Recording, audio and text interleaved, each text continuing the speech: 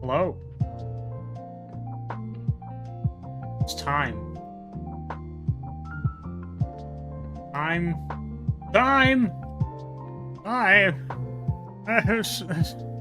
Sir, it's time somewhere. I put the time somewhere. Where did I put it?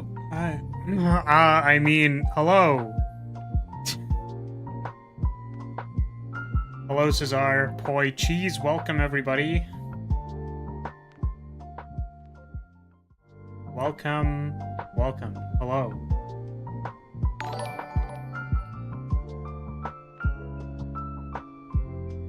How's it going?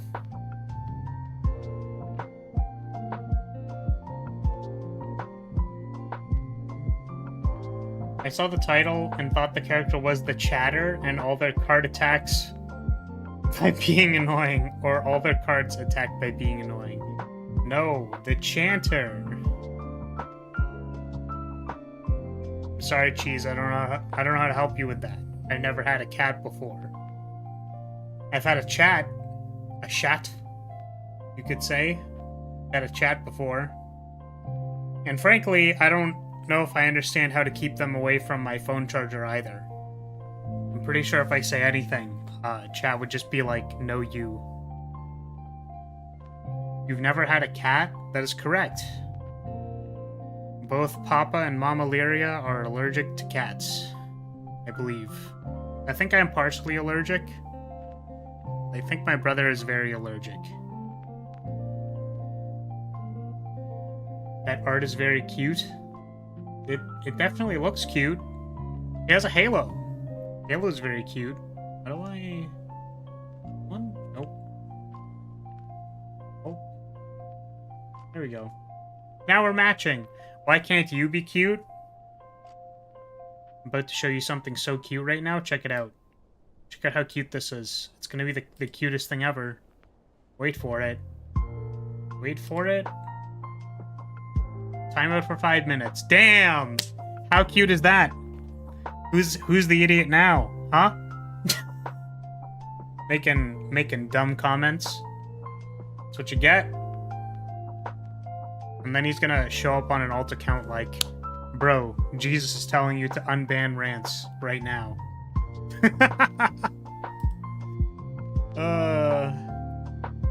Okay. 5 minutes? Absolute tyrant.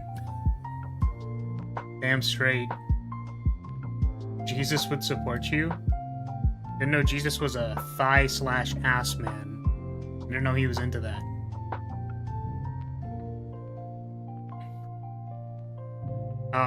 Like your flat chest? Damn. See, this is why I don't have any viewers. It's because I just ban all of them. I just ban all of them. You know what? You're getting... I want to put you in time mode for 5 minutes too, but... You know. We're gonna make it... We're gonna make the punishment different. Just to tilt them. Just to tilt both of them. What if I timed out Poi for just, like, an entire week? Then Poi says, God, please. Get me out of here. Ban me forever. What's the highest amount that I could do? 24 hours! That's crazy. That'd be funny. In brackets, don't do it.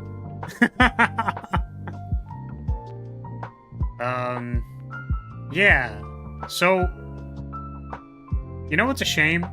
Is that when I read the description for this mod, it said that English version coming soon. And I don't, how do I say? I was planning on doing something else, and then, like, it turns out that stuff is, in fact, translated. I was gonna play it completely untranslated and see, like, how it goes. The thing is, I started reading some of the cards, and, like, I don't know, there was interesting stuff. I didn't actually read it, but there was, what I can only assume, interesting through lines in the design. And then I was like, damn, I feel like I feel like it'd be a shame that since it's available, force playing the game in a different language so that I couldn't read it. We'll have to save that for another day. Can I ask you a question? I mean, it depends on the question.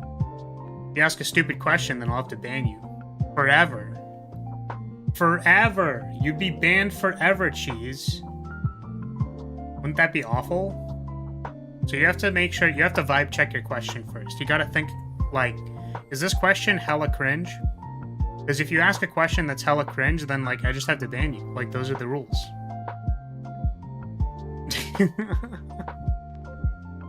But, yeah. I mean, probably. The thing is, normally, if you lead on, can I do something, like, can I do something, and that thing is, like, relatively vague, like, I don't have a good sense of what that thing actually is, you know what I mean? Yeah. Okay. I'm gonna wait for the question, but, yeah, the point is that I think it would have been way funnier, if I could have played this all in a different language, but now I feel bad for not doing that. Or I feel bad if I did that, knowing that there is an opportunity to play it in English. If those are the rules, then you have a very selective enforcement of the rules. That's correct. People technically ask cringe questions all the time. That is correct. There are definitely people who ask giga cringe questions. Why did you want to become a VTuber? Just privacy, I assume. No. So, I think I said it before, but I made this model. So, A, I'm an artist. And I like...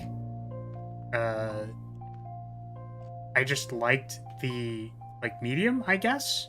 So, I watched a lot of VTubers, and I was like, oh, that's, like, really cool that people can have a character representing themselves instead of themselves. Privacy is nice. I definitely try to protect my privacy online. I think that, you know, most nefarious actors wouldn't have difficulty with that.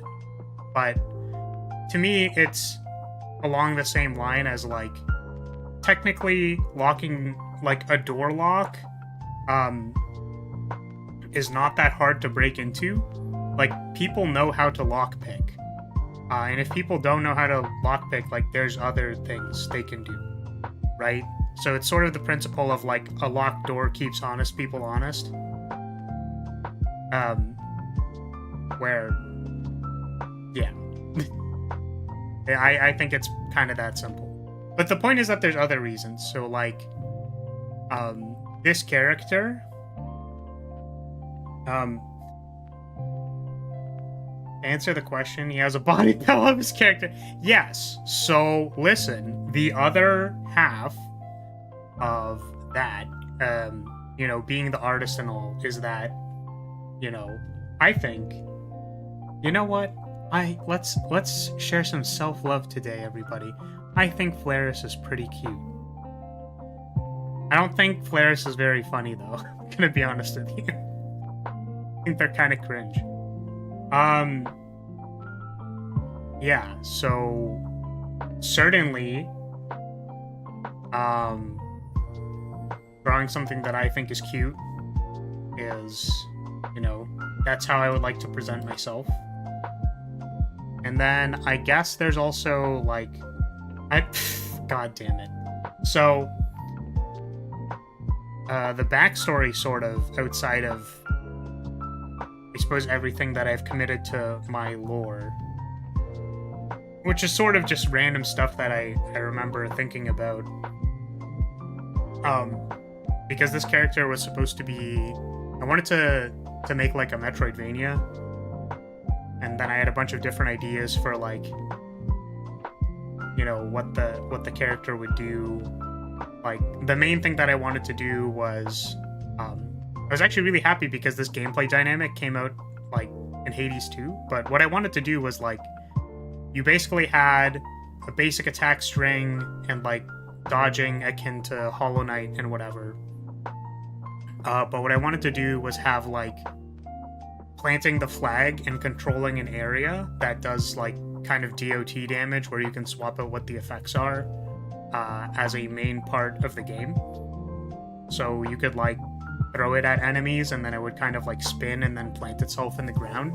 So you could, like, in a 2D plane, throw the flag at some things that are chasing you over there and then, like, maybe slash at things that are in front of you. And then that would be, like, the dynamic of the gameplay. That's never gonna happen because I don't have enough time or money ever to do that, literally ever. You know, looking into the future of what I am going to be capable of doing is not that. But if I ever hit an unexpected windfall that lets me just, like, do dev streams of making, like, the Flaris Metroidvania, I'll let you know. That's never gonna happen. So, yeah, that's sort of, like, where my, like, lore came from. So, like, I made a bunch of things up for, like, yeah, lore stuff. Like, Lyria used to be, like, a continent in the sky, and they, like, were basically the demi-human keepers of time, and then, like, that shit crashed, and then made a crater, which had a tower in it, and then, like, time kaijus are trying to eat the world and stuff. So that, there's all of that. And the meme is that, like, guys, I'm totally a time mage, definitely. I 100% have access to all the time magic everywhere. And it's funny because, like, you know, we're on the timeline where that didn't happen. So we're on the good timeline. That's all you need to know. All of the events of all of the other things that I was required to haul my ass to complete or do, it's just not on this timeline. And then people say cope because they're never gonna believe me. And, you know, that's honestly fair, but it's fine. Is there a bad timeline where I don't find this stream? Well, I would say the worst timeline is that the entirety of existence doesn't exist, and none of us exist, because it got eaten by time kaijus. So, I don't know. Is that the worst existence? It's probably a matter of perspective. But yeah, the actual origins of this character, like the flag bearer who casts magic using her flag,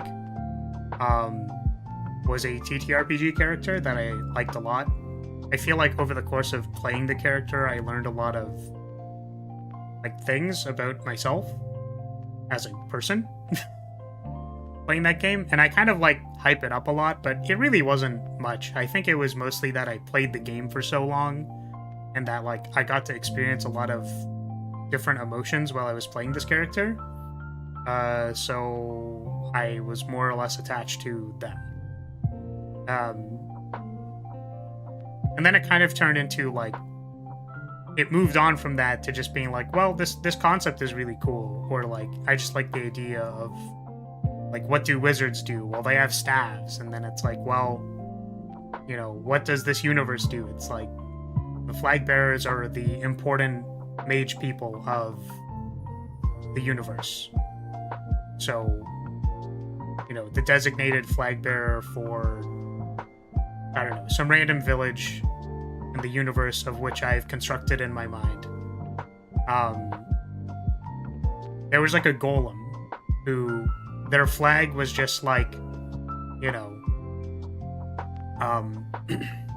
well, it's like a normal standard, like a battle standard, except at the top of the flag is just, like, an iron shield. And then it's like, why would you do that? Like, well, they're a golem. It doesn't matter. There's another character who has more or less like a traditional looking staff, except there's, like, a ragged piece of cloth on it. And they're like, yeah, it's good enough. It used to be something better, but, you know, it's been a long time. So their staff isn't really miraculous or spectacular anymore. So, yeah, I don't know. I just, like, thought all of those ideas are cool. I recognize that probably in my lifetime, I don't think there's ever going to be an opportunity to, like, use these ideas in any capacity. So I just figured I would shove all of it into a streaming persona. And then it's like, well, that is what it is. And yeah. So it's like I thought that there's a lot of advantages to being a VTuber as far as, like, you know, whatever part of it you want to interact with, right? Like, it's really hard to run a bunch of, like, kayfabe by your audience if you're, like, I was gonna say a flesh tuber, but it's like, if you're just a normal streamer, it's kind of hard to be like, by the way, I'm the flag bearer of House Lyria. It's like, sure, we can all look behind the curtain and be like, well, I'm just some dude. And that's normally how, like, I run things. Like, I don't put a whole lot of stock into my lore or anything like that. Or even acting out the lore, right? Like, I just say funny things like I'm in or outside of the castle. As far as kayfabe is concerned. But, you know, it's just nice. It's kind of interesting or funny to think about all those things. Or, like, hold on to it in some manner, even if it's never going to be realized. So, yeah. As for why I actually stream, or why I got into streaming in the first place was, like, I'm realizing that it's actually kind of calming. What's the stream's background music? This is Hifumi Daisuki. Lo-Fi by Chestnut Whale. He does... I don't know. They do Blue Archive music, lo-fi remixes. So that's normally what I play for the Design the Spire streams. But yeah, the actual original... There were a couple of motivations that I originally got me into streaming, which was... The first one was I had a conversation with a friend of mine. We were playing Borderlands. And I said, you know, like, I really liked talking to people in one of my previous jobs. Which was, like, music education. But I felt like, you know, the talking is very focused on, like, teaching people music. Where, like, I kind of just liked talking to people in general. Where I realized that maybe that's something that I would like. I like telling stories, I suppose. Like, when I say all these things out loud, I think it doesn't make as much sense. But I think they were things that I sort of, like, had to draw to internally, maybe. And then I was talking to my friend about this and being like, you know, do you think people would be, like, interested? Like, if I tried to be a VTuber, like, because all these other VTubers are very entertaining to me. I like them a lot. But, like, I have no idea if that's something I could ever actually do. They were like, I don't know, man, but you can, like, go for it. Like, go do that.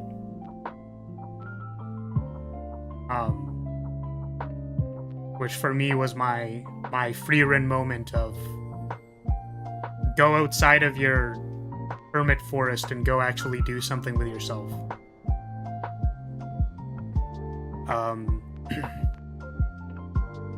People interested in you? If believing so makes you feel better, yeah, you know what? You're right. So your character isn't a biblical angel. Technically, no. I don't really know how I got the angel status. I never really wrote that. But, you know, I mean, the implication of, you know, Lyria is a place in the sky. I think was sort of on the nose for whatever universe. They're basically angel people. Kind of. But not really. Maybe there's anime Jesus who gave you your status. Well, yeah, that's what I'm saying, is that, like, I didn't really work out the details, but it's some kind of implication that, you know, the big bad who wanted to erase the entirety of existence probably started by, like, trying to, like, literally destroy heaven, effectively. Flar, angel with his lewd mind? Yeah, welcome everybody, by the way. But, yeah, to answer your question, do you see how many breaks there are in my Halo? Do you see how many times, how many fragments it's broken up into? I'll let you think about that. So yeah, I was just trying to think of, like, where to place, like, my desire to do art things, my desire to do music things and whatever. And then I think it kind of, like, went a little bit away from that stuff because I'm sort of busy doing, like, tactician school things. Boy, what? Yes, clearly it's broken from the bonking. You're probably right about that, Rav, but, you know, maybe I'm just trying to appease you. Yeah, so it was sort of like, well, how do I keep a creative outlet that's kind of more or less scheduled so that I don't go crazy doing tactician school work? And then also there was someone at tactician school who basically said, like one of my professors said, like, you are one thing. You are not the other thing anymore. And I thought that was very silly. Like, a very silly statement to make. That you would not be able to enjoy tactics anymore. You will only write them. You will be the tactician.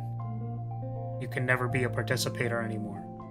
Which I just thought was, like, a really dumb frame of reference or lens. And I was like, well, shit. If this person believes that, then I need to make time to play video games, basically. It can be anything your heart desires. Welcome, Vena. How's it going? How are you doing? It's been a while. I hope you're doing well. It's always nice to see people who haven't, like, been here in a while, because I know, like, you know, it's completely reasonable for you to, like, go... not, like, literally be anywhere but here. But I'll often think about people who don't show up, and then I'm like, oh, well, I hope they're doing well. You know, certain people just, like, pop into my mind. Like, Zweltic. That's one I say a lot, because Zwell really, like, I don't think has been around at all. But, you know, then people sometimes come back, and then... if I go away, will you miss me? I think to an extent, like, in a less parasocial way, that it's like, well, you know, I kind of recognize the names that come into chat. Like, if you really haven't been around in, like, a long time, then maybe I won't, but, you know, I'm just saying, like, yeah, people come and go. And some people, like, were here, and then they left, and they're not here anymore, so whatever. So if I go, will you be relieved? What are these binaries? That's not how it works. Everyone needs a creative outlet. I've always wanted to be movie maker, specifically horror, but film school's expensive, so I'll probably need to fund it myself. Yeah, that's fair. Getting access to education is pretty tough sometimes, for sure. What I would say, you know, like, this is actually legitimately, like, the most practical advice that I think I could tell anybody, is that, like, just... it sounds really bad to say it, but, like, just try. Like, just try to do the thing that you want to do, and then, like, you'll probably get frustrated with it, and probably having some amount of industriousness will help you overcome that thing which you are frustrated with. But at the same time, it's like, let's say you wanted to be a streamer, right? Like, there's a lot of people who are like, oh, like, I want to be a streamer. It's like, well, do you want to be a streamer because you have grandiose ideas of being rich and famous, or do you like talking to people and being a clown? Because I like being a clown. Being a clown's really fun. I like being an actual idiot. Like, I've been rewatching the VODs for Fire Emblem because I'm trying to edit it together, and like I'll just say some stupid shit, and I'm like, hey, that's something that I would say. That's so funny. Like, so I don't know. I like to think I enjoy being here, so I try to do that. But yeah, I think the thing is, it's like, you don't have to understand that on the outset. I think when I started, there was more of like I mean, it'd be cool to be rich and famous, you know what I mean? I like to think, okay, oh my god. Is that like people don't try things and they don't like discover because they don't try. I recognize that, you know, maybe there's an idea in your head that like you want that specific idea, right? But sometimes it helps to like do a little bit of that and then put it off to the side. So like I have a prototype of like the Flaris Metroidvania, but it's never gonna like I'm just not gonna work on it ever, probably. So but the main point of doing it is that like I got it out of my system, and then like I was more comfortable pursuing just like the rest of tactician school. It was out of my brain, so sometimes that helps, and people just like need to be told, well, you can start, you can just like try doing something like short film or whatever's within reach. So anyways, Vena, I saw your messages pop up. I'm doing great. Just finished about all the schoolwork for this year. I hope you're doing well. Awesome. Well, thank you so much, Vane. I appreciate that. It's good to know that your schoolwork is doing well. I know that shit's kind of busy a lot of the time, you know. It's really unfortunate, I think, too, especially with, like, because I've been video editing. The thing that I don't like about video editing, despite, like, I think the rest of everything else that I like, is that I need to, like turn everything else off. So, like, I can't really listen to music because I need to hear what the audio is. I can't really listen to a podcast because, again, I need to hear what the audio is. And also there's, like, some amount of brain power that is required to literally, like, weave together whatever the narrative was of that section. So it's like, to have a section to sort of understand what's happening there, and then like squish all of it into like, oh, this was what was actually happening, requires brain power for me. So I think the most unfortunate thing is that I don't get to like watch streams and stuff when I'm doing that. Hear me out, I know another VTuber. She's a great lady. Her name's Mages. Maybe you and her can do a collab. Well, that's very kind of you. I suppose I can look into them, but you know, it's really funny because like I really like to make the joke ever since I watched Freerun, that like the Freerun moment of like, you don't just get to be an elf in the forest fucking off doing your own thing. The world needs something of you. That's very grandiose to say, and I don't actually think of it that way, but it's kind of like, hey, go do something. Was starting streaming. But then since then, I have once again become a hermit of I don't want to interact with anybody. Like, I don't generally comment on people's Twitter posts. I actually commented on, one person was my most recent replies, there was a person who was talking about like character designs because of that whole thing happening, which I feel very sad for the person in that, because I don't think, you know, the internet is a wild place. I think people, you know, push things too far is what I would say. But I did appreciate their insight on like character design, silhouette, and stuff. So I actually commented and replied to that and was like, hey, look at me, I do art. Unfortunately, I don't believe my character design was reviewed, which is too bad. Because the thing is, like, I've looked at my own silhouette before, and I think one of the main problems is that, like, the hair is a little too clumpy. Like, it doesn't, know, it's too straight down, and then it doesn't... It's not straight down enough that you can clearly see the rest of my silhouette, but it's not fluffy enough out. Like, if you look at this character, like, the fluff goes all the way out. So, like that's a big... That's, like, a bigger portion of the silhouette, and then there's, like, gaps in the middle so you can tell it's hair. Right? Where I don't really have that. All of it sort of blends in. The main problem is you lack booba. Damn. Cesar really trying to get banned, for real. A dream collab that will never happen is Flower League of Legends with Tyler 1. Feel like that stream would go like, Tyler, that's unfair. Oh, that's...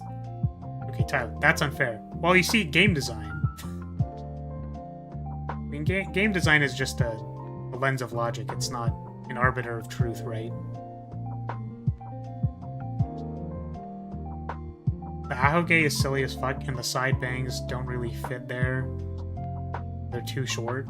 Side bangs? I don't know. What are you talking about? I mean, I don't have problems with, like, my front bangs or anything like that. Also, the ahoge is a charm point. Thank you very much. It makes the top of my head slightly asymmetrical. Which is fine. Okay. It's so thick. Exactly! It's just big, thick, dumb. I'm dummy thick. Charm point. Exactly. Exactly. It shows how dumb I am. It's like a handle.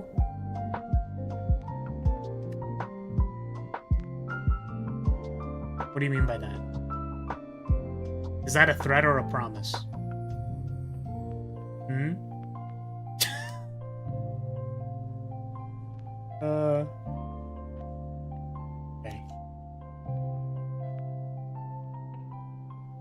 I won't comment further. Damn. Well, see, the thing is, I also share, I share traits with demons as well. You can see I have 2 handlebars on the side of my head. I like the hair swoops that look like ears. Yo, same. Halo is a bad handle. You will get cut. Now, you can touch them. You can touch the halo. The halo is basically, like, magically glued to my head. So, like, if you pull really hard on it, like, you know, it can't be removed from my head. So you can just, like, keep pulling on it. Legend says that if you pull out Flar's Auge, it will become Flar Alter. Yeah, I'll become Edgy Flar. I should do that when I make, like, the black-haired Laris. Is I'll just remove the ahoge, and then it's like, whoa, what the huh? Excuse me? Oh, damn. You know what? That's... I appreciate that, Cesar. I'm glad I can make you laugh. I could smell your breath? Oh my god. I brushed my teeth. I swear, I totally did. You could be hung up on a coat rack with that. God damn it. Well, see, the problem with that, the problem with hanging me on a coat rack with the halo is that, like, you might be a little tough on the rest of my body. Especially with my dummy thick ass.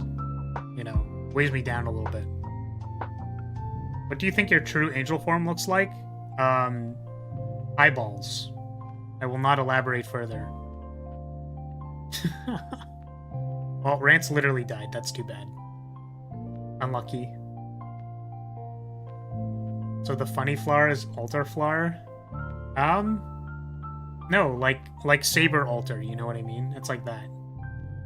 Does your true form still have that ass?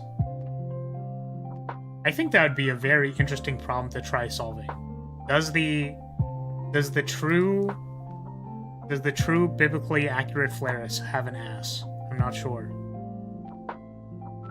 Oh my god, what if... Okay, so, like, you know how there are biblically accurate angels that are all, like they're wrapped up halos and stuff, right? Like, there are a bunch of different halos.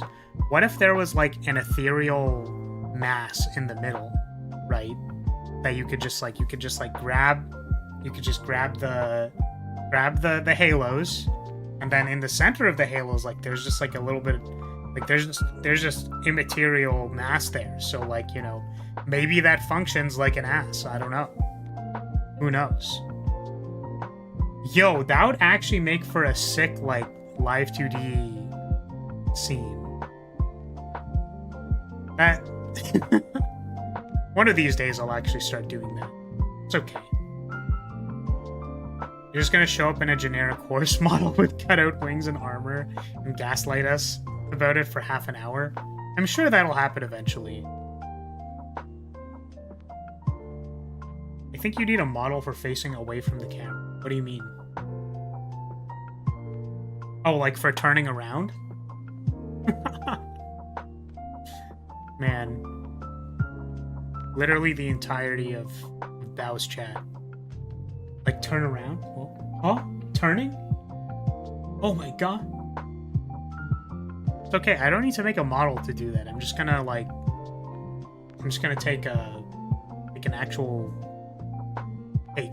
I'm gonna take Flair's cake and just put it on the screen. You know what's actually really funny is that, like, I was genuinely thinking of, like... There's a line that I say in one of the Fire Emblem videos where I say, like, the only thing that I worship is thick thighs. And I was really considering putting something there, but then I realized there wasn't, like, a good amount of the thigh that I could cut out without it, like, having super glue on it. So I was like, damn. Well, the problem is that if I, like, you know, even if I crop this, like, the super glue's a little too apparent, so I don't think it'd be appropriate to put this in the video. Yeah, I would never gaslight chat. What are you talking about?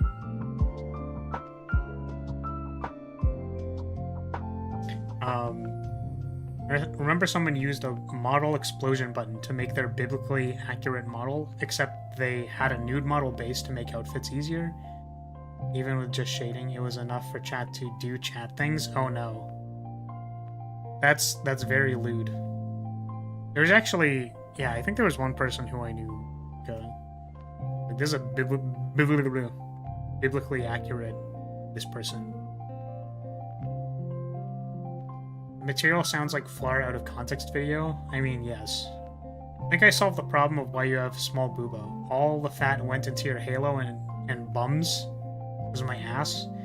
Yes. Well, see, this is the thing, right? Because you have to realize, you know, the thighs are relatively thick. The ass also relatively thick. But where does the rest of the density go? You know what I mean? Like, where's the math doesn't quite add up. Like, where's the rest of it go? I don't know. Where does it go? And then you try lifting the halo and realizing that it is incredibly dense. Yes, the ass, by the way. Unfortunately not confirmed by my Dakimakura, but confirmed by the death state on Flagbearer. Is that there's cake. It is canonically confirmed. In your giant bobblehead? My head's not even that big! What are you talking about? Come on. More gaslight model ideas. Top heavy model who shows up with a huge halo. Clearly, yes, of course. I mean, what do you think happens when you, like... You think it's, like, weird if you, like, poke through the center of a halo? You think that's, like, weird? This is the only good Christian YouTuber in my opinion. Well, damn.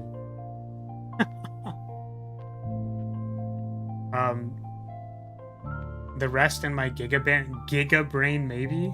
Yes. My large head. Hey, look, my head is very big. It's where I put my brain power.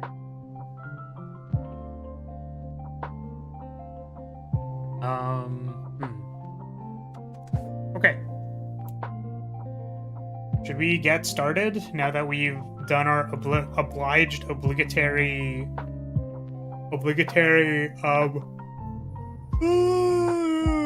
big yawn.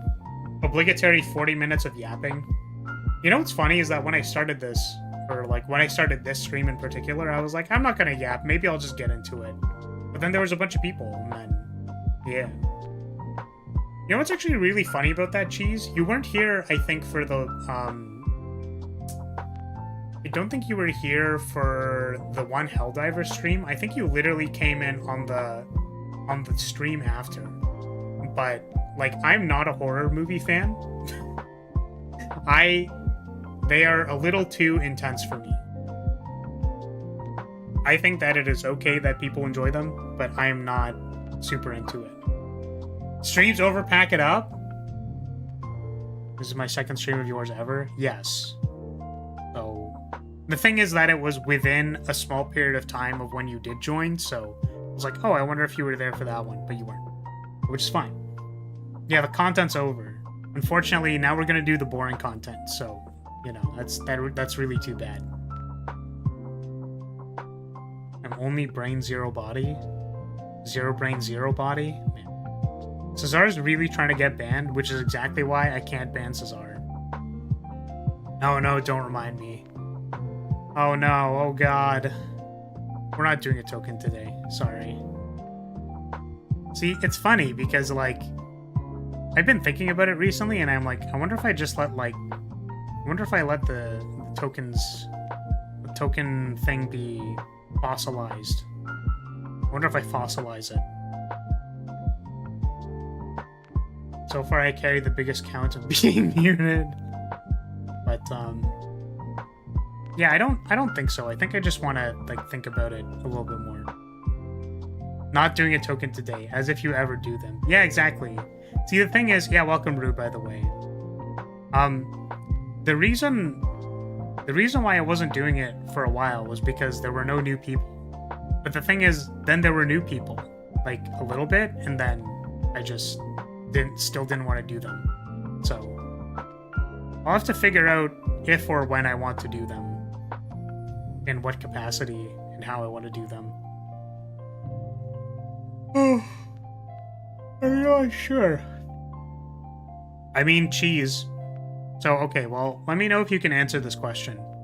So, like, you know, if you were on a tiny piece of paper, like, you know, lined paper, and how people, like, doodle on lined paper?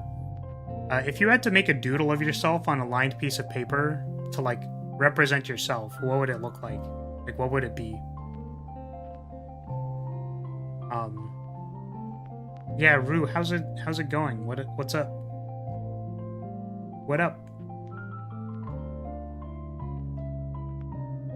We'll see if Cheese is able to answer this trigonometry question. That's possible or not.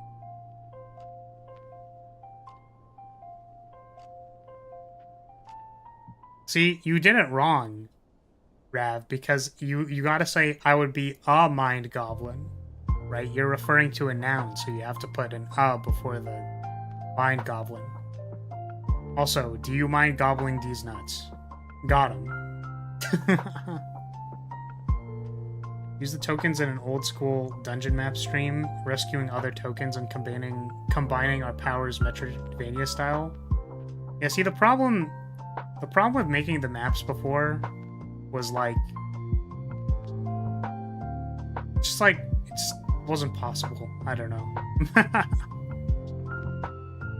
Trish Flower, I returned home 8 p.m. Brain not found.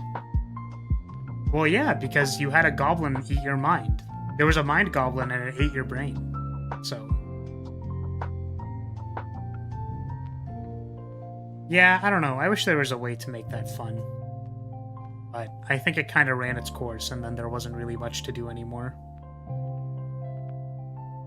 Evidently making, like, a traditional puzzle game with chat-controlled inputs is kind of hard. There was actually a few maps that I, like, really, really liked that we, like, played on stream. Those were kind of fun. I remember doing that one. The one with the, like, two switches on either side of the gate. And then we even, like, backtracked to the bridge on the last map, and then it was, like, the two halves of the bridge were, like, there's something like, we'll never let our alliance break or something, except the bridge was broken, so it's like, oh, That's, well, shit. That was cool. I liked that map. It was fun. Oh yeah, and then chat did the thing where, like, they jumped out of the thing into a window. And then the window was in the back of a bakery, and then the bakery had, like, a note in it. Yeah, and I'll also never forget the time when chat ordered me to jump into the fountain. That was unforgivable. Do you like the food cheese? Yes, I do. I do like cheese. I also like... Yes, that's what the splash is for. Still upset my token is Rathlow's testicles. Flar didn't let me express myself as what I identify with. What the hell? Your token is your actual picture in YouTube, Rants. I don't know what you're talking about. I was like, Rants, what do you want? And then it's like, you know what? I'm just going to make it your actual profile picture because it's funny. But yeah, I don't remember where I put it, but there was a drawing of me. What was this image? Oh, this is do it for her board. Can't wait to accidentally click through something. Where would I have put it? Actually, you know what? I think it's in I think it's on an external now. I think I have to free up space on my computer to download like 24 gigabytes worth of VODs. So it's not even all of them. But yes. Okay, are we actually getting started now? We can start now, right? No distractions? Okay, content is over. Is it unchristian art? Oh, okay. Well, you were trying to. Well, no, it's not unholy art. First of all, unholy art probably exists. Not that I would know, but it's only been 50 minutes of yapping. Yeah, we need to keep going. Welcome, Cavalier. Yeah, let's get started. Let's actually start. So, welcome to Design the Spire, where we play mods and slay the Spire. We try to, play the character, see how their cards fit together, maybe try to infer what the mod creator was trying to accomplish with their design decisions. Maybe not the most concerned with directly comparing two cards and saying one's better or worse. That can still be done. We're probably still going to do that, but we're really looking at the overarching design of the characters, see how they play. This is the Chanter, who, unfortunately, is an anime girl. Unfortunately. How unfortunate for this mod to be an anime character. Truly, they are always the worst mods. We have 70 HP. I think that is on the lower end. That is equivalent to silent. And the bell at the start of each turn struck up. I have no idea what that does. I don't know what this character does. He's a cute halo, and I think we just kind of gotta start. Let's do that. Rigged. If I say if my token was literally wyvern nuts, everyone would know I have the biggest cock in chat. What the fuck? You need distractions. I can tell you about my heavenly maid. How my heavenly maid is attempting to woo a champion of death via an I can show you the world montage next session. No, I think we're good. We're gonna just hop into it. I'm realizing that this person's hood looks like a bird. I don't know why I didn't put that together previously, but yeah, they really do kind of look like a bird, don't it? Starting deck. Okay, yeah, I also saw this. It's like, cool art, but quick design thing. If you could fade out, this so that it's more readable, please. It is a little hard to read when this is not. Yeah. The thing is, it's like this could be okay. Just like it's too in your face, right? Random fact before I go to sleep, the sun makes a sound, but we can't hear it. Oh, that's terrifying. I don't like that at all. I don't like that the sun makes noises. Alright, good night, Rev. Have a good one. There's unholy art of Flaris. Do you think they use the halo? Just saying. It has a hole in it. Or is it just me? I was saying that before. I was like, well, wouldn't it be interesting if, you know, if funny things happen to halos? I think that'd be cool. Unfortunately, you know, I have not hit my unexpected windfall where I am allowed to just spend infinite money on buying Flaris art. The sprite is really cute. Better or worse than Scapegoat readability? I think worse. I think it's very hard to read, for sure. But we're gonna deal with it. I guess it's not worse in the sense that, like, the outer parts of the frame aren't busy as well, so, like, that's not as big of a problem, but because the stamp is where the text is, and it's very, what's the term? The colors are very in your face, it's hard to read. The giant fusion reactor, of course it makes sounds. That's funny. You play Xbox on stream or just computer? Currently I only play computer games and Switch games.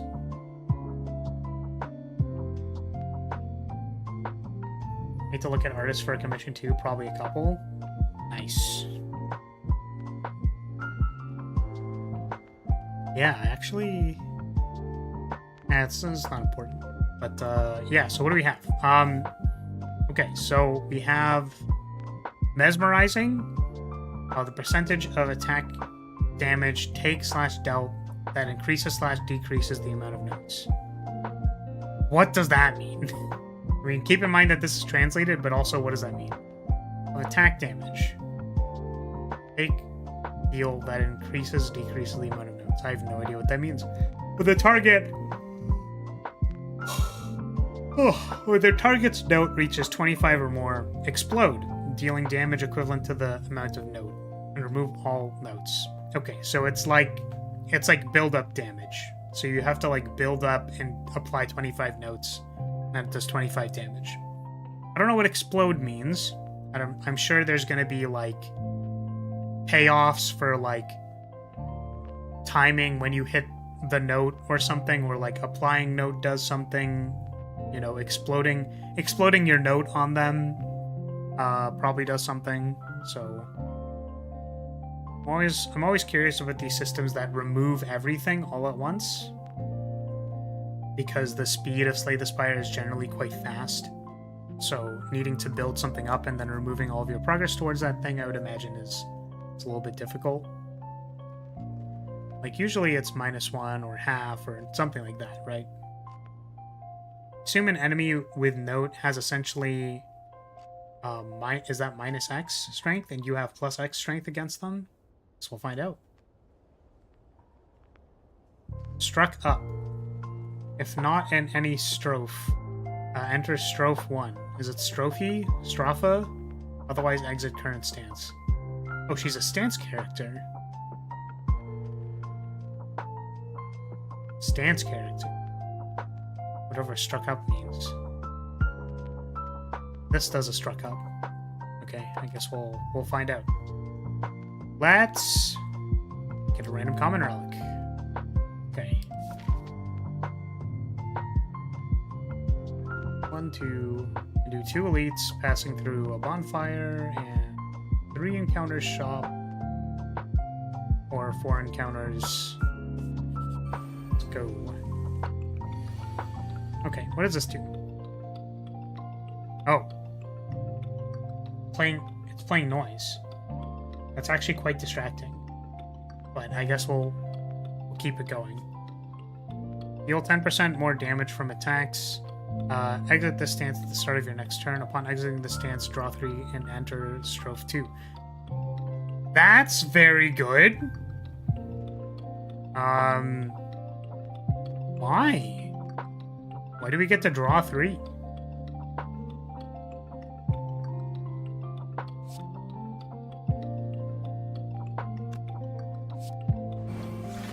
Okay, so this person has 3 now. Receive 3% more damage from attacks. Attacks deal 3% less damage. What? Okay, we talked about granularity before, but like that's quite that's quite the granular amount of stat change. I think that's a little, yeah, a little too granular, I think, to be useful.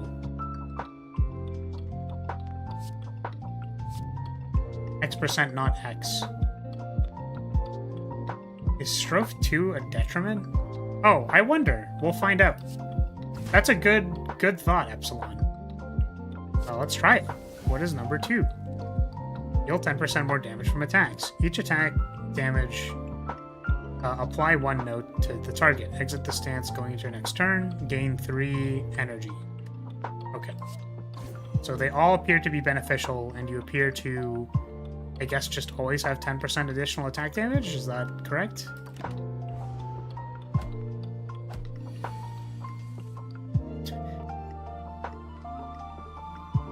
Okay, we're at number 3. Now we do 20% more damage. Each attack deals 2 notes. On exiting the stance, lose an energy. Okay, so once you get to the end of it, you have 1 less energy. Why is there a thick thigh emoji? How do I get that? Just be a member, I assume? Yes, so I have 2 tiers of membership. Also, I don't know if I want to turn off the music so that I can listen to the music from the character, or how do I want to do that? I don't know.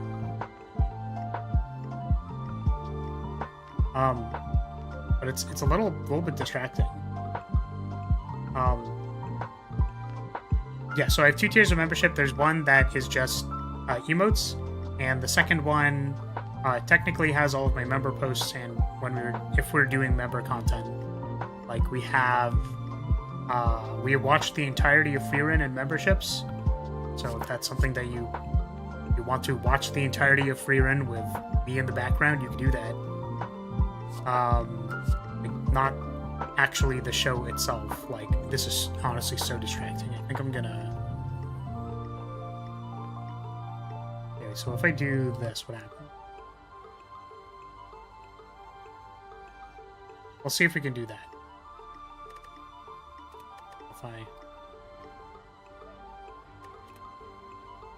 I don't know if we're going to want to change that or not, but it seems that that's what they're doing, so...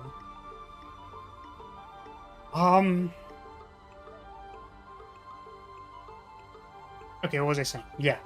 So, we haven't really done a whole lot of membership content recently. I think I've just been really busy, but yes. I apologize to all my members. Is this class extremely overtuned? Not necessarily. If their cards are appropriately tuned down, it can work. Yeah, we'll find out. It appears that this character has a very, like, flowing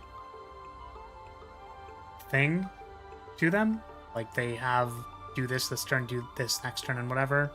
I do find it a little strange that you just kind of start with 10% additional attack damage and whatever. Like, that seems a little odd to me. Also, I'm gonna be honest, the looping stuff is a little... Oh, is it just gonna play anyways?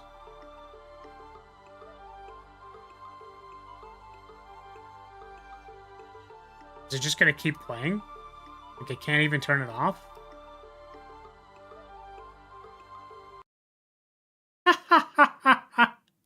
That's so funny. It's not hooked up with the rest of the sound controls.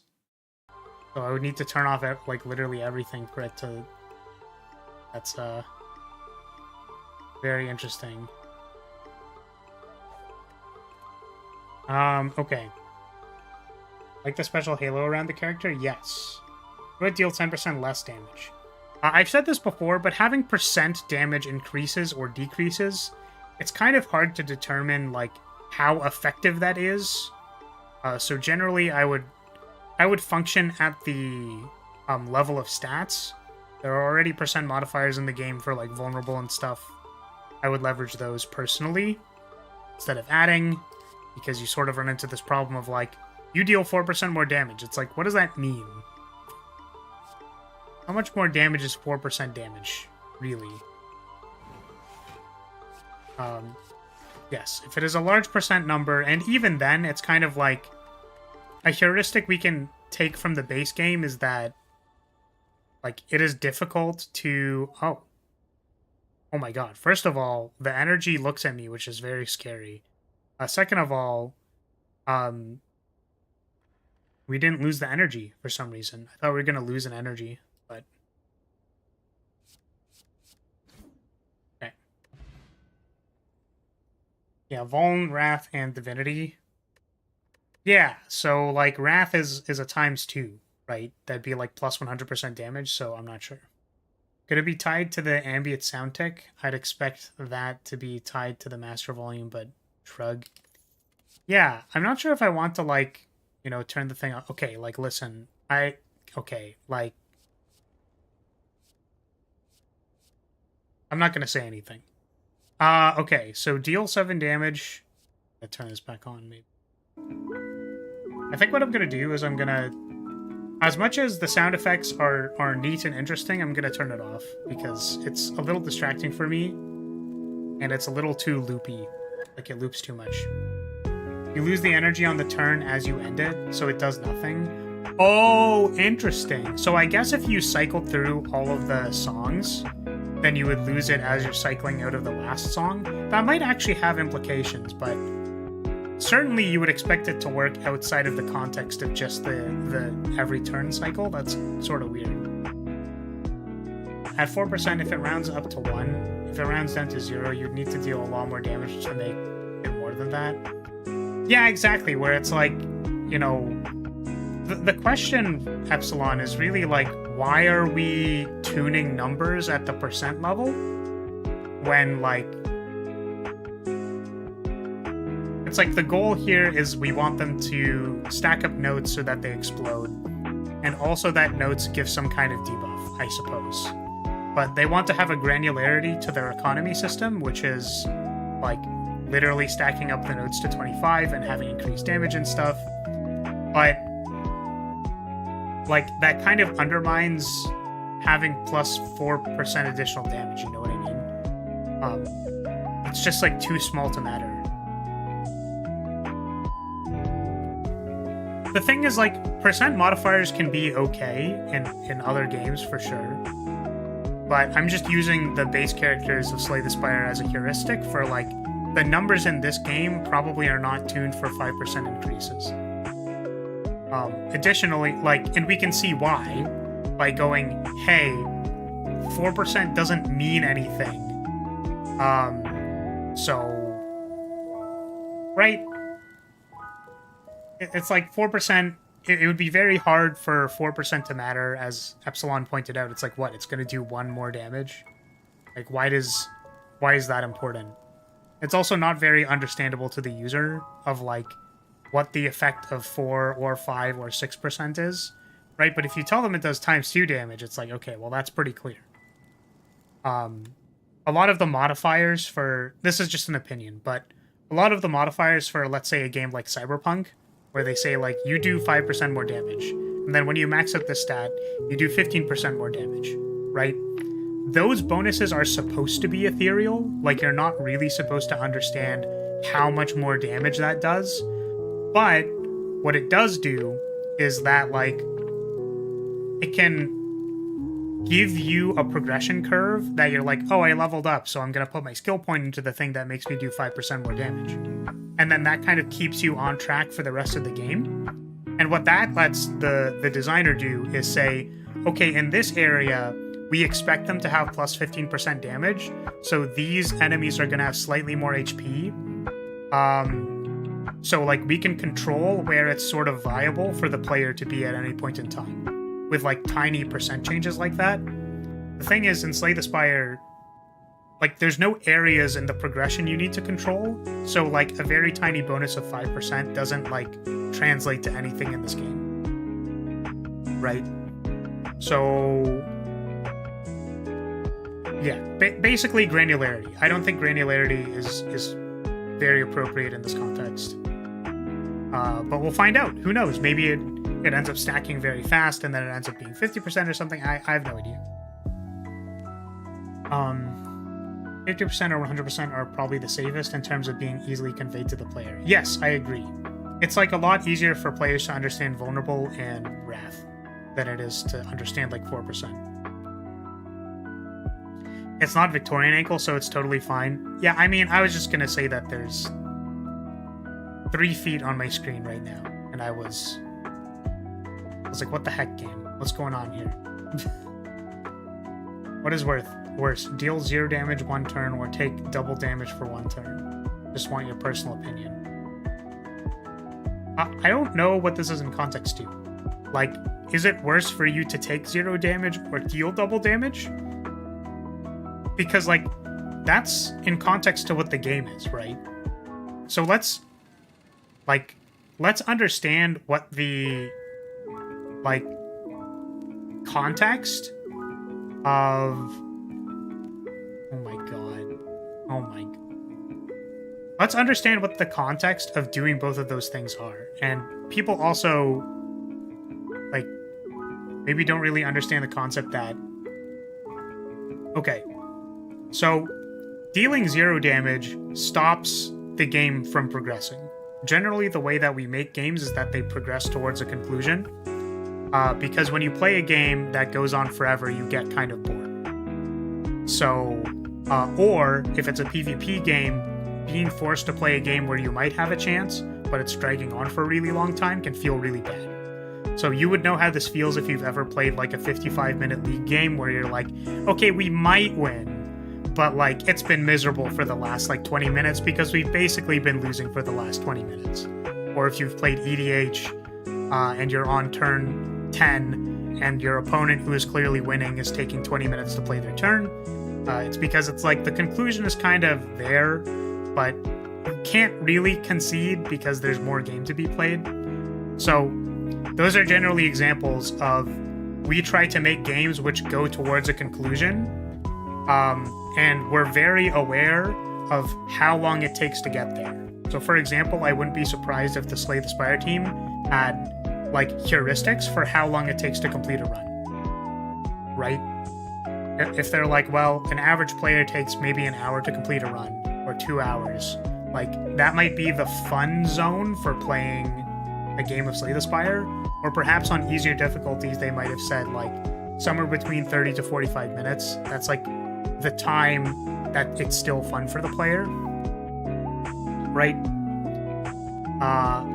So if you have a lot of effects that say just deal 0 damage, the unfortunate thing is that like it draws the game out. Like you produce more time, assuming that the goal of the game is related to damage.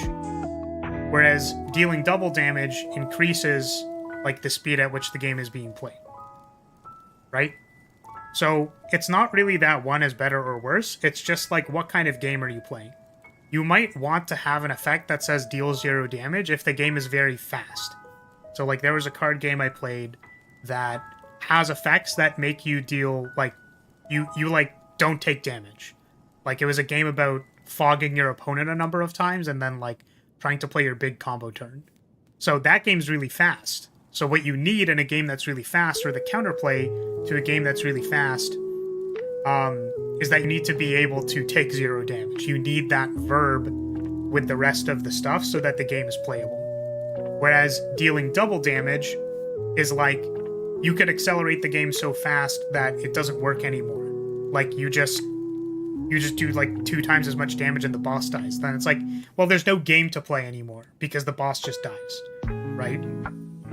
So it's like the fun is going to be in playing the game. So you don't want to grind it to a halt to take 0 damage, but you also don't want to double it and make the game just end, because like the fun part is the middle section, right? The thing is, the way people understand strategies, I think sometimes needs to account for the fact that like some people like guarding a lot and taking no damage ever. So they want a strategy where they can take 0 damage because like their brain sort of understands that. And then some people like understand how to dodge, or they have good twitch reflexes. So you can say you take double damage, but you also deal double damage. Like there's many fury effects that work like that. right? So if those are gameplay elements you want to include in the game, you can do it. But it's not a conclusion you come to in advance. It's like, can the system handle this type of thing? Interestingly, because I put a number of like take 0 damage effects in Flag Bearer, or take 50% less damage, like stuff like that, right? I felt like Slay the Spire is not super fun if you grind it to a halt. Like it's just not very fun, because it takes like 30 turns to kill a boss, and then sometimes the turns are like rather intense. So then you're like, that's a really long time to be playing like a boss fight, right? So I think that's, again, one of those ways where you go like, okay, this could be a fun thing. Comparing Wrath to Sanctuary is like comparing apples to carrots. Yeah, exactly. That's why I'm saying, like, we can understand that these are two separate things, right? It's not a matter of, do you include one over the other? It's that both of these do different things, and you have to consider what the gameplay is when you do either of those things. It's not, like, you might think this is mathematically on the same scale, but it's a design decision. It has nothing to do with, like, one over the other. It's like, how do I make the gameplay of never dying? Well, you want to have effects where you deal 0, like, you take 0 damage, right? Like, that's important. So, that is my long-winded way of saying they do two different things. I would consider how it affects the gameplay. Make sure to increase enemy health by 15% if the player's damage increases by 15%, so the player never feels like they get stronger. Incredible. Feet, classic. Gotta love the feet posting. Sorry, Absalon, I know you wrote something very large, but I was ranting, so... I'd argue that in almost any game, almost any modifier that's less than 10% will be unnoticeable. In the context of balance, breakpoints are what matter, and I'm not even sure what 10% does. Or, I'm not even sure 10% does that here. Exactly, I completely agree. So, like, literally everything I just said about, like, balancing how much HP, like, an enemy has, and, like, the little 5% increases and stuff, like, you can have those, and you can make the, like, tiny adjustments to, like, how much damage you want to give the player. 5% raw in Monster Hunter is huge, very noticeable. Yeah, but that's... The thing about 5% raw in Monster Hunter is that it's affected by motion values, right? So it's like, getting, like, 10 more damage could mean that your Greatsword now deals, like, 700 on swing instead of, like, 600. That's why it's noticeable, right? So again, it depends on what kind of, like, number structure you actually made for the balance of the game. It has nothing to do with, is 5% big or is 5% not big? When you design a game, you make all of the logic for whether 5% is big or not big. That's the problem. So the problem with making a mod and then being like, well, we're going to give them a 4% modifier is that, like, you didn't construct the logic for what the heuristics are of Slay the Spire. Because you didn't design the game from the ground up.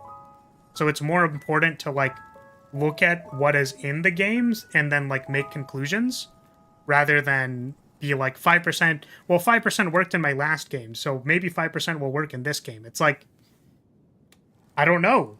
Were the numbers meant to work with 5% or not? Like, I don't know, right? Yeah. I was replying to, in almost any game, a modifier less than 10% will be unnoticeable. Sure. Yeah, that's fair. It's more like in context to the thing that we were saying before, that it's like, it should be there for some kind of reason, so that you know why you just need to know why it's there and actually design for that system. Double damage is equivalent to half damage. I'd say 0 is usually stronger. What? Of course, the last comment is but can they beat Goku? Clearly. Yeah, I saw that Dash came in and was like, hey, how's it going? Dash, if you're still here, welcome. Sorry I was ranting. But I hope you're doing well. If that's your answer, deal me double damage? Oh my god. What would you have said if I said 0 damage? Deal 0 damage to me? I have no idea. this isn't game design, but one thing I've been enjoying about these mods is the more visual appealing idle animations and poses than base roster. Not the biggest deal, but personally something I appreciate. Well, again, like, we can make an argument. Like, we can come up with logic to justify why that is more visually appealing, or why that's nice, right? Is that, like, when you're looking at something, you're still interpreting noise, right? Like, if your room is messy, generally, like, that's still going to affect you in some way because there's noise around you. Like, you need to interpret noise. So this is really important for, like, things like puzzle games, is that having visual noise usually isn't good because it will affect the player's cognitive load. So the less visual noise there is in a puzzle, like, the less trap switches, the less, like, you know, extraneous options you have to consider, the easier it'll be to interpret what is happening on the board.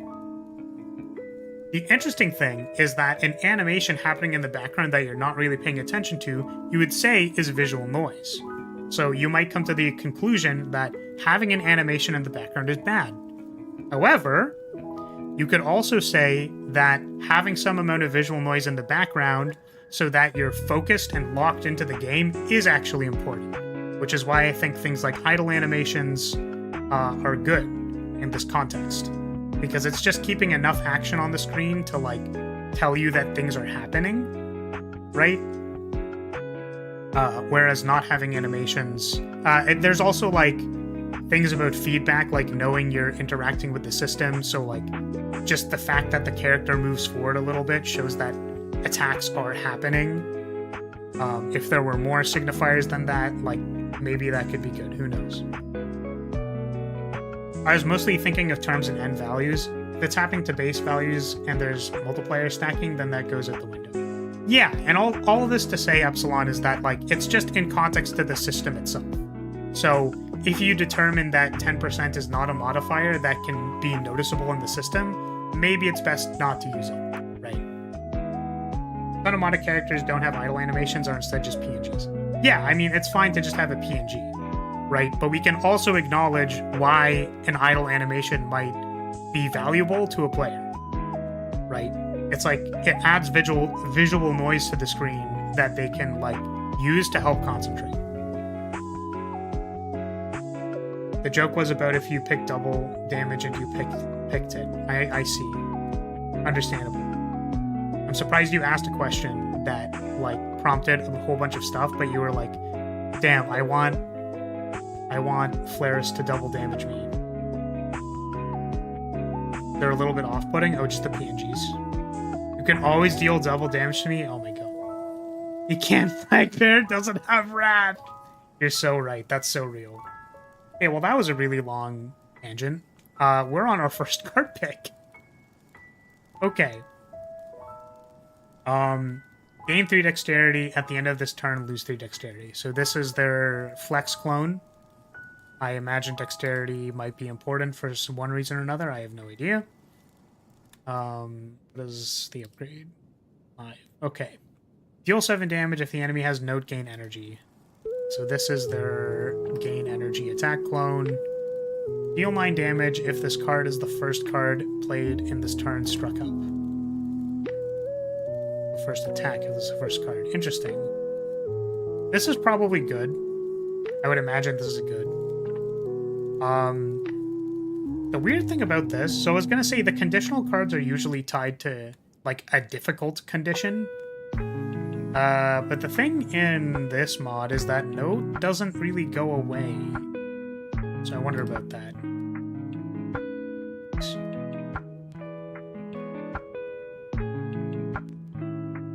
But what I enjoy about idle animations and even character poses, if done in a certain way, it can establish character, which something is something that I personally value. The reason I didn't argue this game is a puzzle game and its objective isn't to establish characters, so I understand, just appreciate it. Well, yeah, the thing is, I'm just pointing out that they're different goals, right? Like, we can see from a design perspective why it would be useful to include idle animations, which is that it's important to understand that the game isn't frozen, basically. So if nothing was moving on the screen right now, like if these didn't animate to like show themselves higher or like anything like that, right?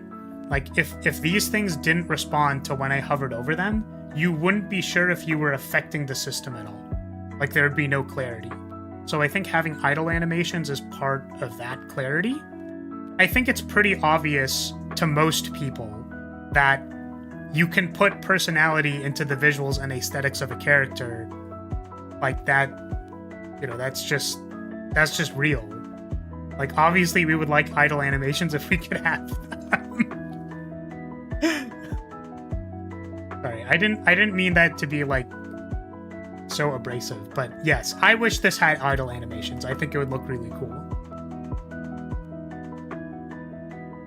When it says exit stance, does it move you to the next step of the cycle or break you out of it entirely? I don't know. Let's find out. I think it just proceeds to the next one. So I did that the other way around. No, my 3% damage modifier! Yeah, so when you exit, this one precedes you to the next one. Upon exiting the stance. Well, it says upon exiting the stance, then do the thing. So there's that. So don't want to struck up again because we will lose energy. I think I understand. So the point is that if you're on 2... Okay, so this is interesting. If you're on 1, you can go to 2 to find more options. But if you start on 2, you want to go to 3 so that you have energy to play the cards that you just got. And then if you got 3 energy and then didn't have the cards to support it, then going 3 to 0 doesn't do anything for you. And you just end up having like a worse turn later. Which kind of shares a principle with Flag Bearer, so we're going to do this, where we exit the stance, lose energy, and then start next turn into 1. Oh, at the start of each combat. I thought it was every turn. Whoops. Anyways. Well, that's an interesting little thing. So, yeah, you basically get your first cycle through for free, and each first thing supports the entering of the next one, basically. So that kind of makes sense.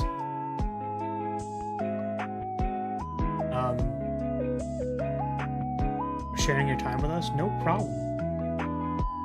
That's why I'm here. I'm here to be a clown. Sometimes. Seems like an equivalent of Watcher, common that gives energy if played after another attack. Oh, Feint? Yeah, there are different gain energy cards when doing a particular thing. I guess it's probably fine. So cute. Oh my god. I have died. It's too cute. I'm literally dead. Deal 12 damage. At the start of next turn, deal 12 damage to a random enemy. Is that motherfucking... I don't even remember the name of the card. Invoke Lightning? It's not that one. What's the 2-mana card? What's the 2-mana card that does the thing? That's so funny.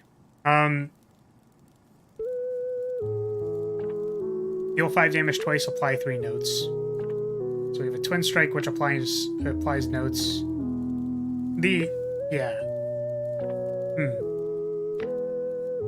I guess there's percent damage increases. So dealing damage twice matters for if you do enough to raise the damage of this by 1. I don't even know what that would be. Would that need to be like 50% or something? No. 20? Yeah, 20 notes for this to deal 2 more damage. Crazy. Deal 7 damage if the enemy has notes, deal 7 damage again. So this is a Poison Strike Club. So, or whatever it's called. The one that attacks twice on condition. The thing about Note is that Note is a fairly easy condition to fulfill. And it's not temporary, so I wonder about these. This is probably good, though.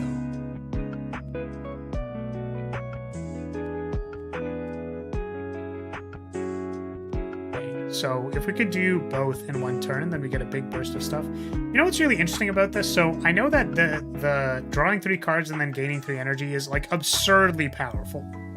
And then, like, you know, why do you need to have that while also increasing the damage from your attacks? Like, I don't think that's necessary, you know what I mean? What I do think is interesting is that I do like the idea of the gameplay, that it's like a step 1, 2, 3, and you can step through that process strategically. So for example, in an endgame deck, you might be able to go from 1 to 2 to 3 all in one turn, and then play a big combo turn on turn 1. You probably can't do that at the start of the game. It also probably doesn't matter to you to draw cards on turn 1 unless you're looking for an option. And then, like, going from drawing 3 cards, which potentially gives you more options to enter the next strophe. I don't know how you pronounce this thing. I'm just going to say strophe. That gives you more options to potentially get to the third one. So it enables itself to get to the third step. And then there's also the mini game of when you exit the third one, you'll have less energy. But I feel like that should carry over into the next turn because all of this is upside for basically free. And aside from the strategic planning of when you want to draw the cards and when you want to get the energy, like, it's kind of like it's all just upside, right? So let's, but it's cool. It's interesting, right? Like, what, like, if we look at it, like, this is a mechanism, right? Like, it's a linear path mechanism, and then you think about, like, what kind of gameplay that introduces. So I think the idea of being like, oh, drawing some number of cards and then using the cards you drew to enter the next strophe to get energy to play more cards, like that's fun. Like, that can be fun. You know what I mean? Is that, like, you can do fun things with that. It's strophe, so it does sound like trophy? Okay. So, strophe. Like, that can be fun.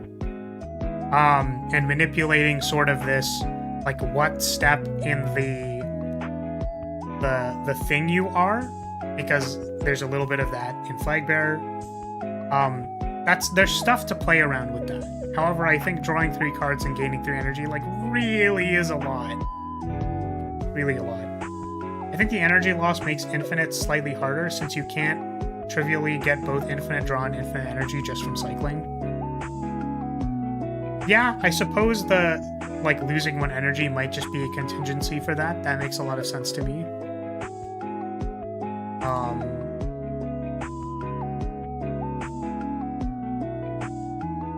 Yeah. I just wonder, outside of that, if there's more that could be done.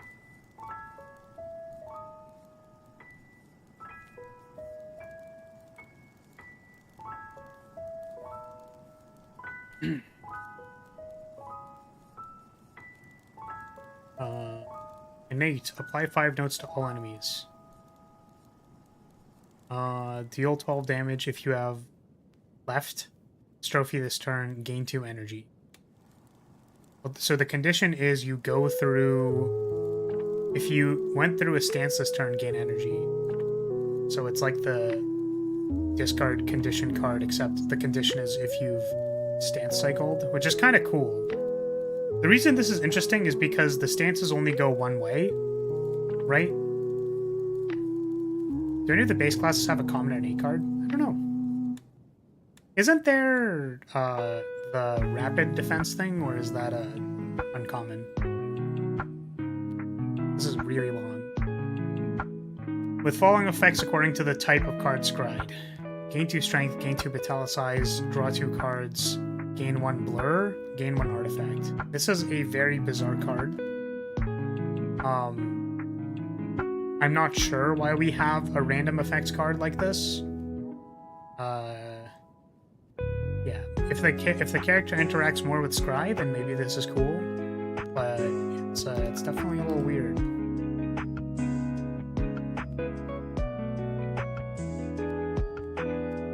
I agree with you about it being a lot of upsides for a starting thing. For sure. For sure. I mean, it's a good catch to say that it can stop infinites. I didn't even think about that, but that's like super true. Let's take this. Is probably really good. Sorry, so the thing that I was saying about why this card is interesting is that because the stances only go one way, if you start your turn on 3, then playing this for free is kind of hard.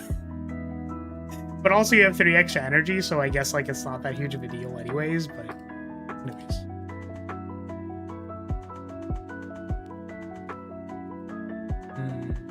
We can't apply note, so our thing is inactive. Oh my god. Terrible. Blue ball in that card looks like something that would be gacha currency. No, the flashbacks help. Well, don't worry, it's not a gacha character, at least I don't think. I have no idea if this character is from something, but she's cute. Okay, so... Wait a minute. Wait. This is always active. Because you go through a stance change every turn except when you don't. And one stance change is enough to cycle through the stances multiple times. I don't know about this card. This card's basically always free. I wonder about this card saying if you have done it twice, because I think that's the intention of the card. But definitely having it play for free all the time seems not quite correct. Oh, sequencing. What are we on? 2?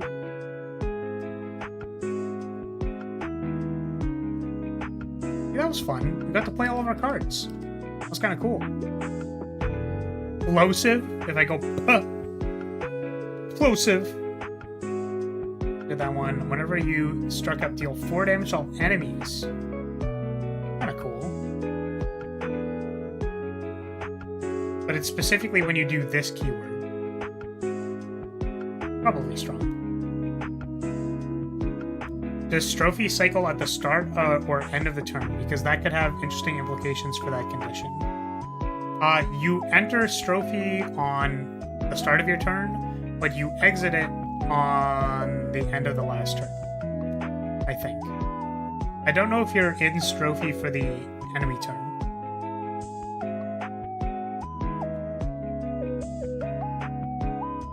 What the hell? What is this? Whenever this card is drawn, draw 1 card. Choose one of 3 cards of any color to add to your hand. Exhaustion. What is this? Why is this here? I don't understand.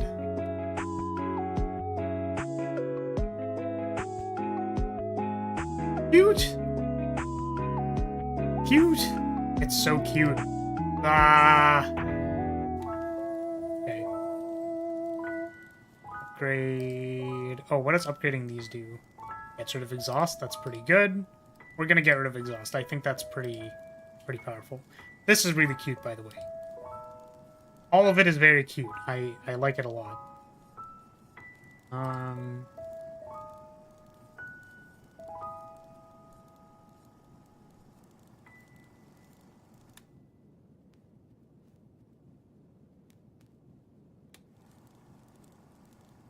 That's pretty cool.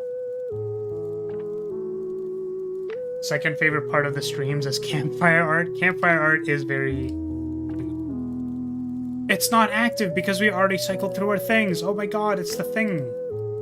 Wow, it's the stuff. It's the thing and the stuff. I could have killed it. Whoops.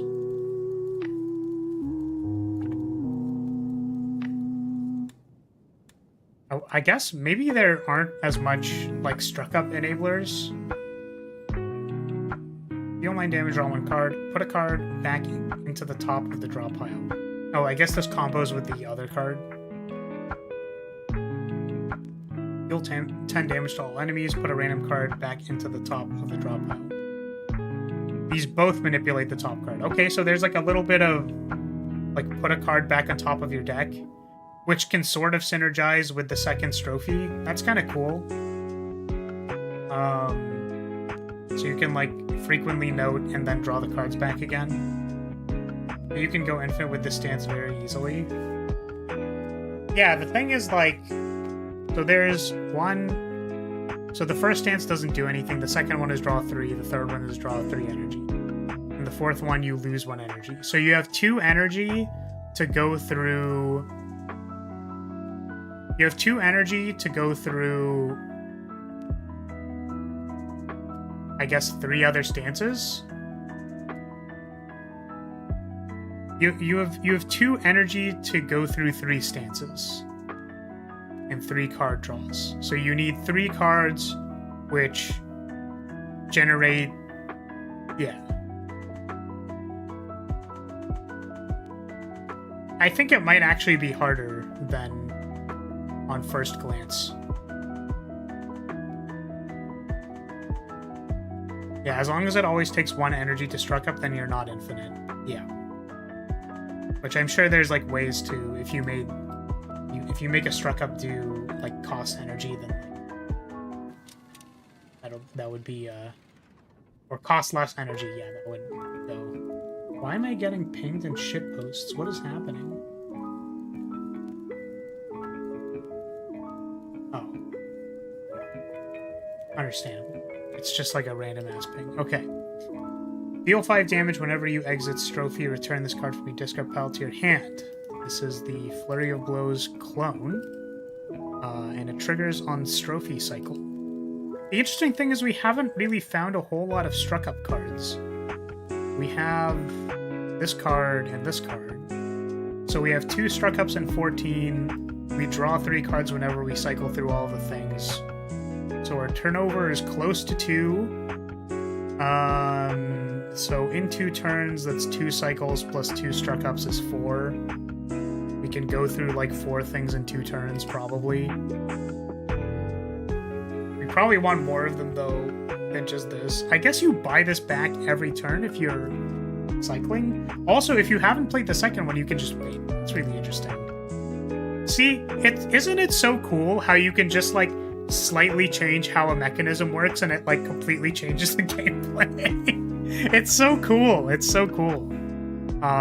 Yeah.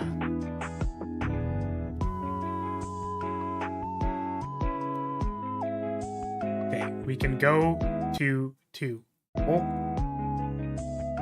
Broken for like a little bit. Okay. The fourth one is lose 1. I thought it was lose 3. No, it's lose 1. Happens on the turn you exit the stance, so it expires at the end of turn if it doesn't do anything. Something like Sundial would, as always, really help with going infinite. Of course. I think most of the generic ways of going infinite should not concern the rest of it, probably. Well, it does, but, you know, not to be too harsh about it. Let's see if we can keep going. We cannot. Damn. We already suck. Annoying whistle. Next turn, we're going to have 3 more energy.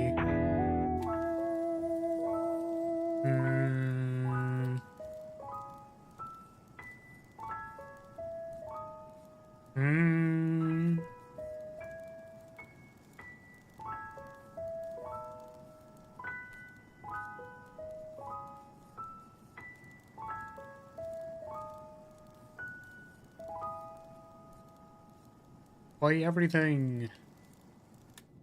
Oh, I was about to say I missed a momentum swipe, except I didn't because it happened at the end of turn.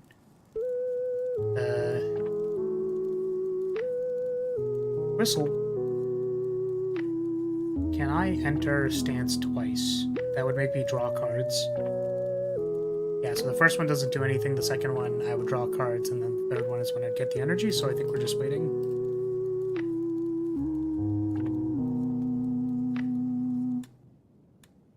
Beep. This is for free. Wait, what? If you left us... Oh! It's not if you struck up. You need to leave one. So it doesn't work on 0 to 2. Also, I don't know what's happening with my computer, but it's really struggling to load chat. So I apologize. I think I needed to reset before stream because I was video editing. But I apologize if I'm a little slow on reading your comment, because for some reason YouTube chat wants to be defined today. Okay, so next is 0.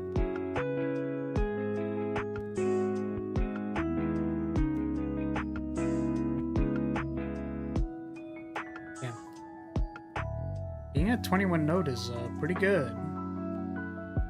Start of each turn, apply 3 note stall enemies. 4 note stall enemies. Strike up, draw 1 card. That's pretty good. 2 cards. That just seems really good. Probably.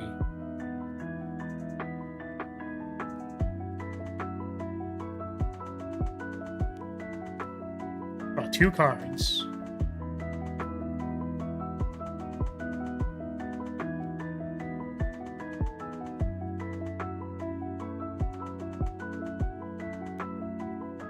Let's go, we're popping off. Never mind, we're not popping off. God damn it.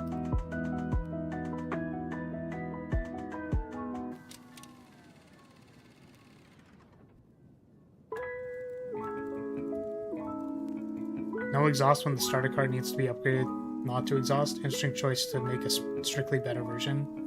Yeah, because this one is just do the thing. Yeah, I wonder about that. I wonder if the starter card could cause 0 because the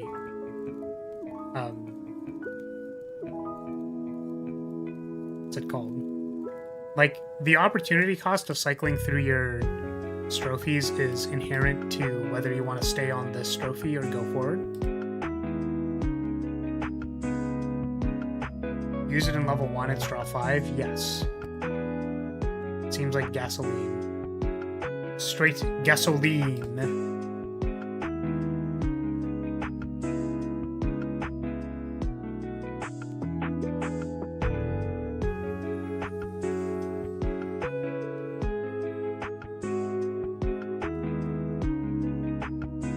Oh.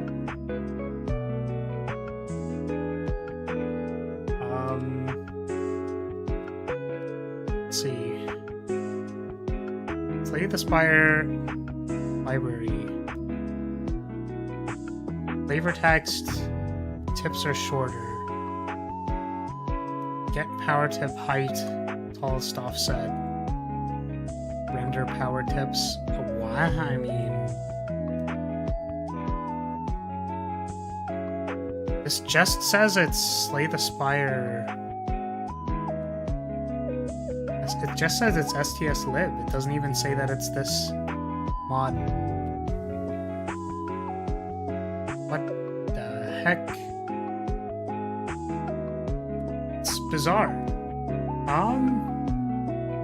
What do you do about that?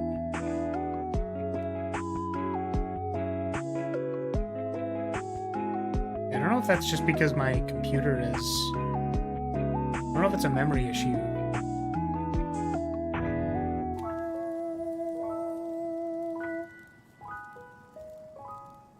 Let's try, restarting, I suppose, and if it happens again, then we'll know it was probably the mod and probably not STS lib. Actually, let me see if I can... That's something about tooltips. I wonder if I can turn that off if it doesn't break, or if it unbreaks this thing.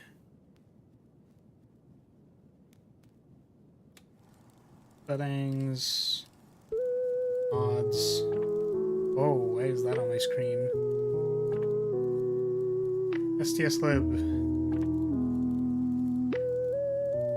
Oh, wait. Is it in base mod? Mod name and tooltips. Scheme fixes. I thought there was a way to make shorter keywords, but I don't remember what it was a part of.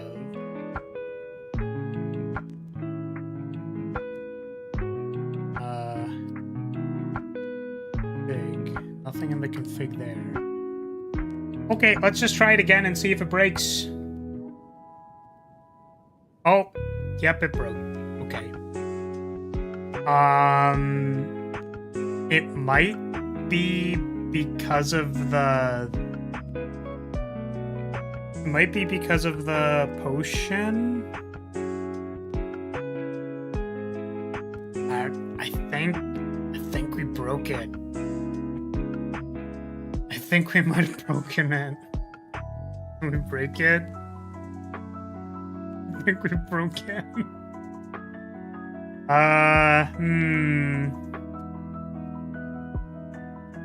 Do we just pray that we don't hit the...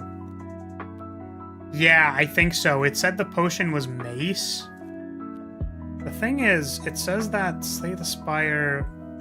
Like, it says STS lib is the mod in the stack trace. So I'm wondering why...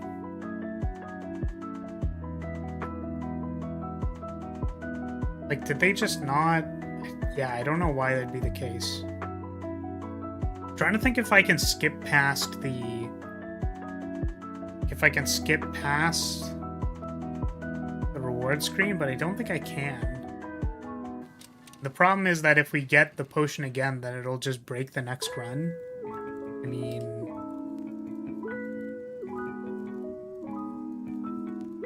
Yeah, I think so.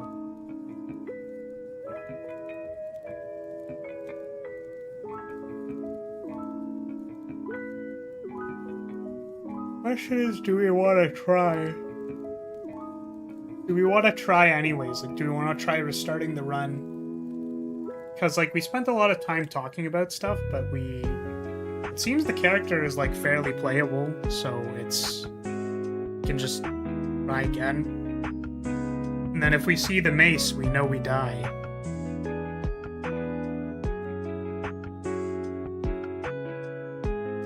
Getting pretty close to 2 hours, though. The thing is, like, I yapped a lot this stream. Like, a lot.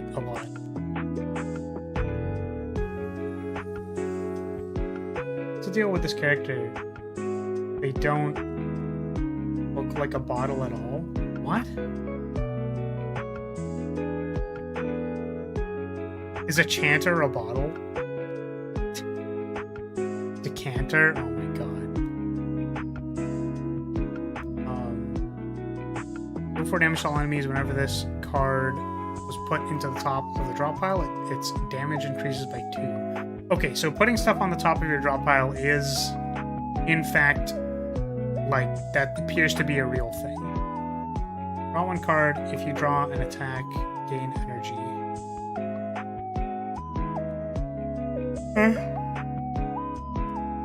Gain block equal to the amount of notes on an enemy. Pretty good.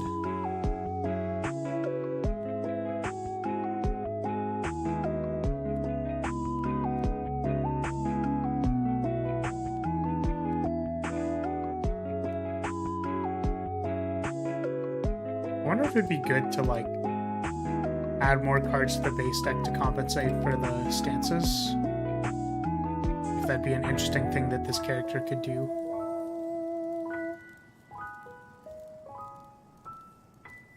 Sequencing. Yeah, I guess the notes go, like, pretty fast, so maybe they did the math on it, and it's just, like, fine. I think it's a little opaque for the player, though.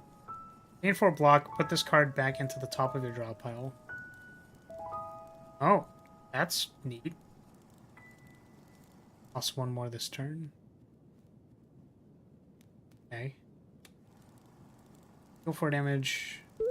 Increase this card's damage by 1 for each card in exhaust pile. Add 2 copies of this card into your discard pile it exhausts. This is like an anger clone. Okay. Card seems cool. I think we need more attacking cards, though. Oh no. Cool top deck manipulation payoff. Yeah, the increased damage thing. Or were you referring to another one?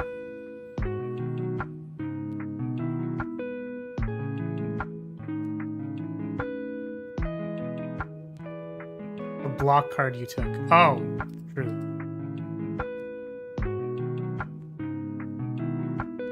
Oh, we're not going to draw an attack, though, because it's a block.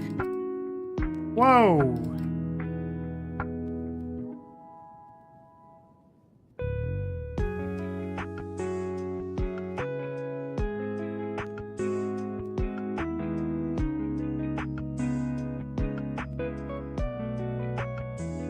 Wow, very effective. Super effective. Draw the repeat block multiple times. By 6 notes. Yeah, I want to believe that they just did the math on this.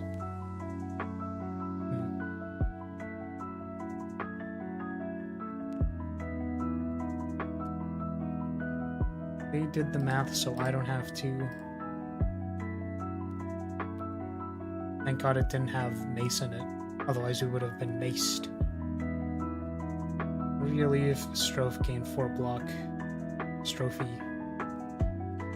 Okay. All the art in this look very cute.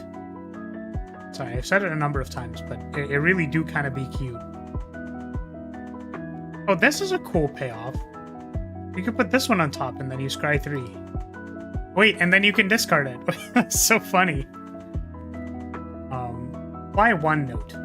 Permanently increase the amount of notes applied by this card by 1. Oh, this is like their stacking card.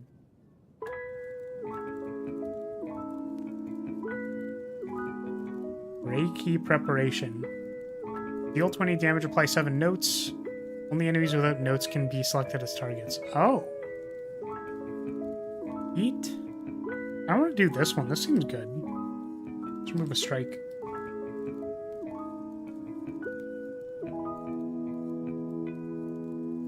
Is that card worse than the base deck notes card in basically every situation? Which one? Oh, we already left. Did we? No.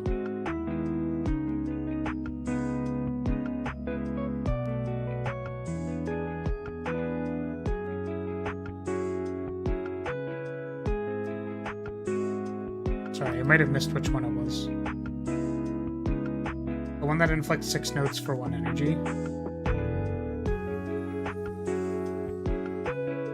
Oh yeah, because the one in the base deck is 0, apply 3 notes.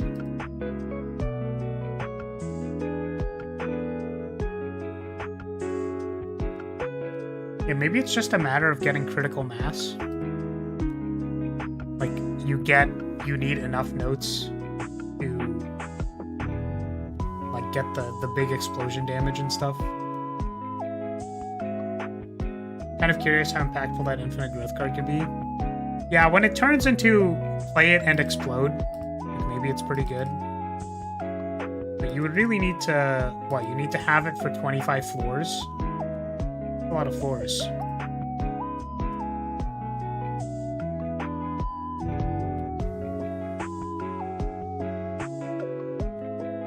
And 3 energy is not necessary here.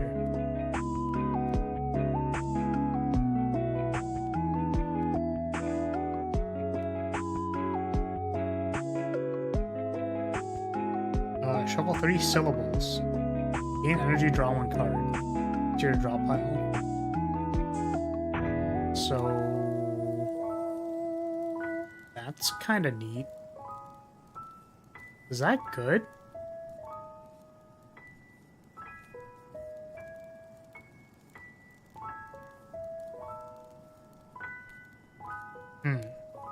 I don't know if this is good or not.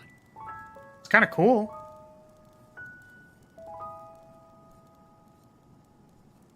Oh, do they not have retain? They do not.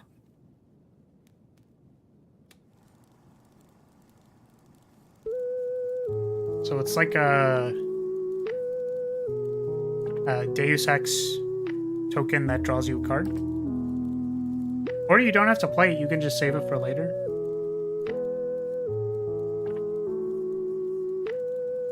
Yeah. That or some way to pull it back from the exhaust pile. Yeah, for this one, for sure. I want to see if I can do the funny.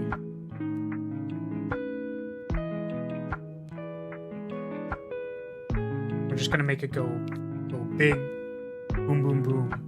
Yeah, so I guess combined with Strophe 2, it's like kind of cool.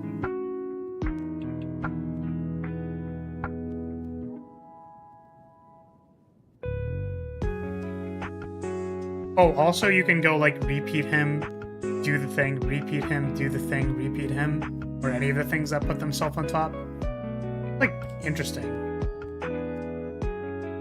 Yeah, I do really like how, again, I think the core part of the design, again, is this, like, stance that only goes in one direction, and then needing to be aware of what thing you're on for the stance. But I do really think it is quite cool that, like, I'm thinking about, like, oh, how can I use the next strophe? Like, is that going to be useful next turn? Or, like, I'm kind of disappointed when, like, the next strophe isn't that good because, like, I can't actually do anything with it.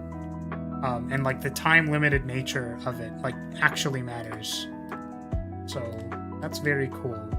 I didn't actually want to do it there, but I played the card anyway. Have some notes.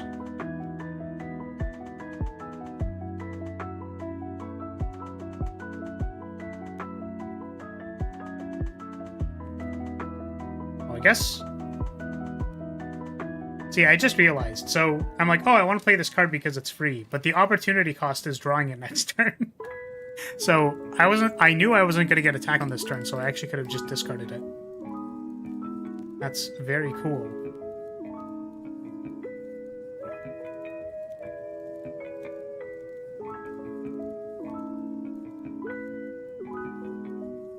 Oh, right. It makes them deal % less damage.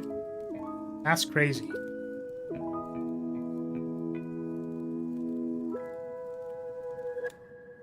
Oh, do I not have any struck up cards? I'm just realizing. Whoops. I was like, yeah, I'll eventually draw, like, a card that lets me, like, go back into the stance. I'll draw it eventually. Base deck card has exhaust, like...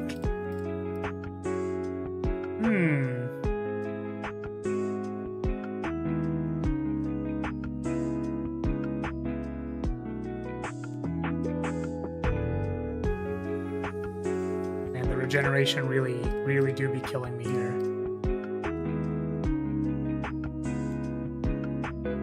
Leaf marks. 85 block, gain 5 temporary dexterity. What the hell? Why are we getting temporary dexterity?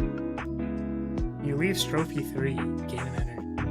Oh, that's cute. That's so cute.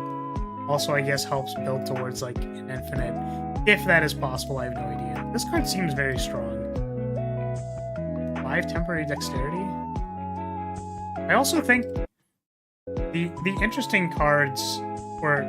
It's freaking me out whenever the browser needs to, like, reset and stuff. I apologize for that. These cards are really interesting because the opportunity cost of these is usually, like... Oh, you could stack it too. Yeah, that's interesting. But yeah, the opportunity cost of, like, temporary strength, like temporary dex, like those kinds of cards, is usually that, like, it takes up a slot in your hand. But as mentioned, this character has a lot of card velocity by drawing 3 on the second strophe. So, like, it's kind of neat that you can play to that to account for these, like, those kinds of effects.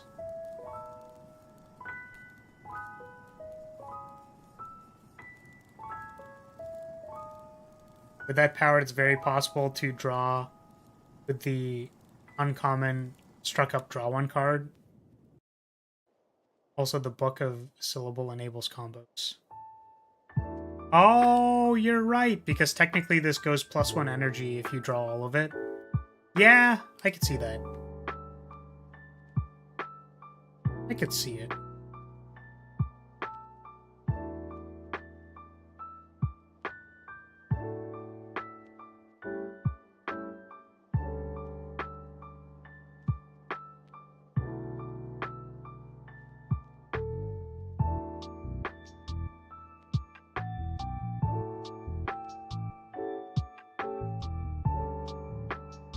I just realized this is called flex ankles because flex is the thing that gives you strength, but that's funny. That's very funny.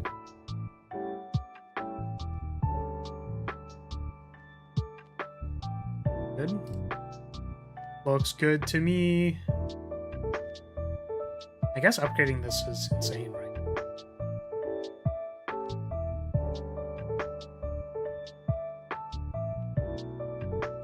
At least it seems like all the combo enablers are at uncommon or higher.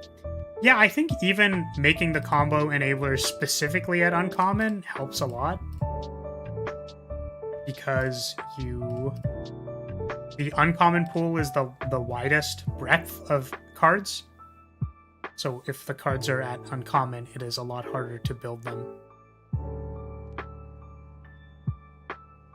Do we need energy? Probably not with these 7 billion syllables. Yeah, definitely a lot of velocity on the character. That's like a good descriptor for this character.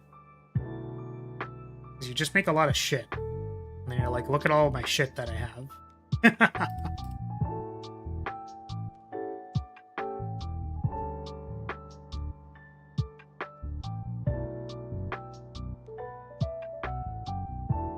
A lot of base deck velocity too.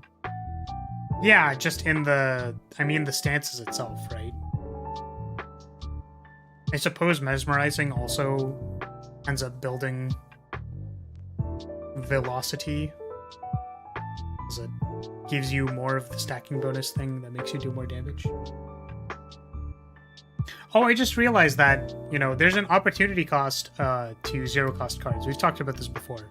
But I just realized the fact that you draw 3 cards on your second strophe means that it reduces the opportunity cost of this card. It's very interesting.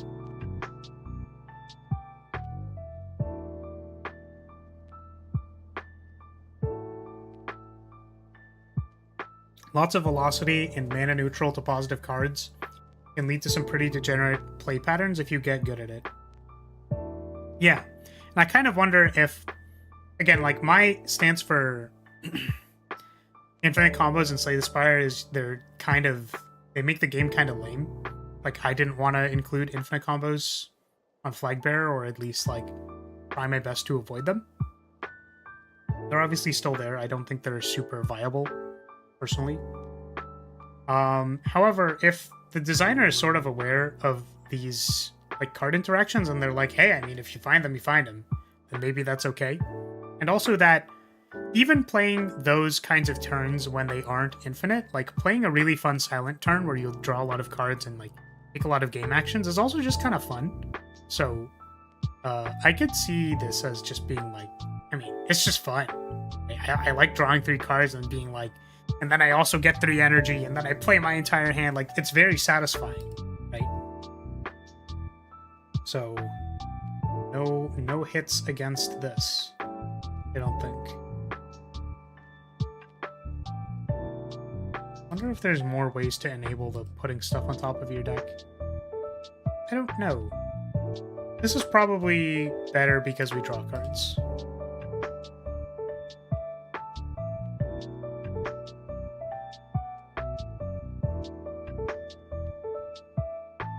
This one.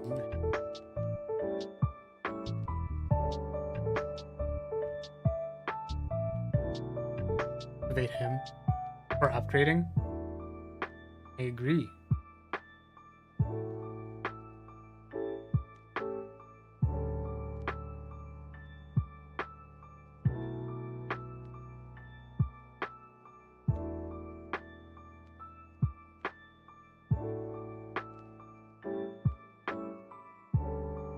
Oh, I literally could have just played that card. I'm losing it. I'm losing it.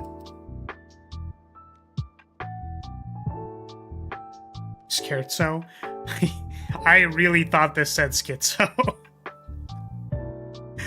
Schizo plus? Schizo plus what?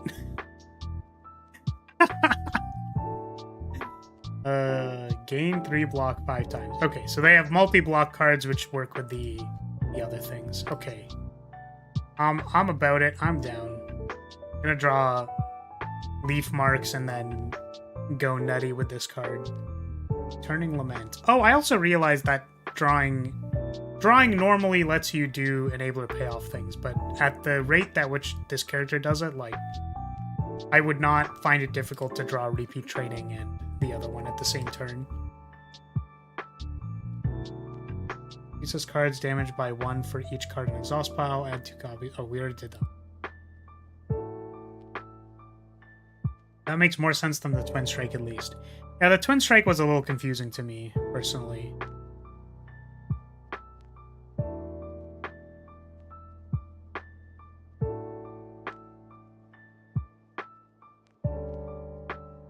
I'm low on HP.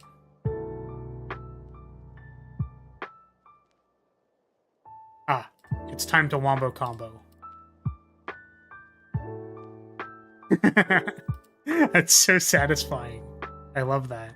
It definitely wasn't the best thing to do in this situation, but it was very satisfying. I think even playing the last one there was like not a good idea.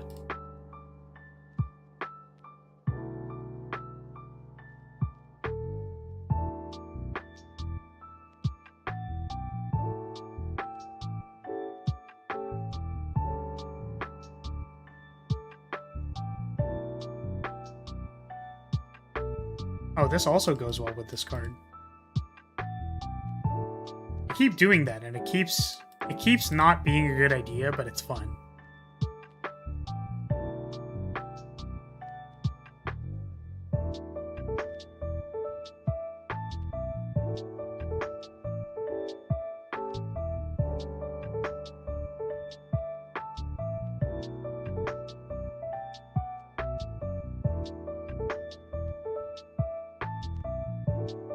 You know, with none of the, like, the small sound effects being like, hey, you played an attack or something, I'm definitely feeling the silences a lot more.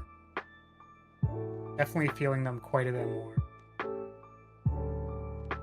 It keeps not being a good idea, but it's fun. Relatable. Me playing League of Legends be like, Bluish song. Deal 26 damage to all enemies, gain 20 notes.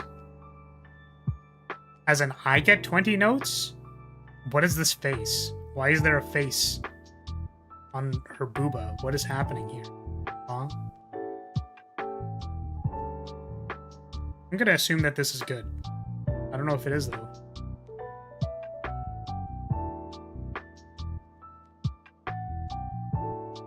A cute downside, but seems not worth. As in giving myself 20 notes. Oh my god! If I play that card twice, then I can explode on myself. That's terrible. That's so bad. That's so bad.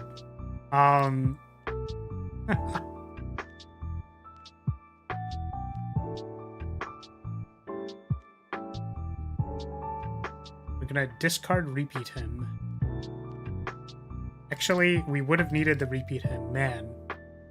Not me trying to figure out... Oh, is this a bad idea? This might be a bad idea. Probably a bad idea. Accent? We got an accent. I wonder if you can block self-splode. Taking 20% more damage and dealing 20% less damage. You'll use it twice and take 40 damage. Seems bad for a 2 energy bludgeon. It deals damage to everything. So struck up.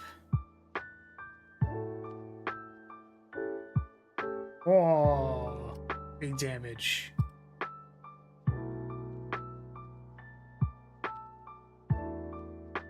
She's a fan of Kill la Kill. Oh, with the with this one? Maybe. That's why there's a face there.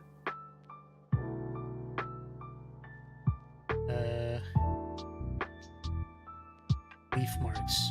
Oh, the gasoline! This doesn't even do anything, but whoa, 52 block! It's so cool. Yeah, I am regretting taking this card. We won't regret it, though, when we fight birds. It'll be really strong when we fight birds. We even get to birds. We're going hella slow.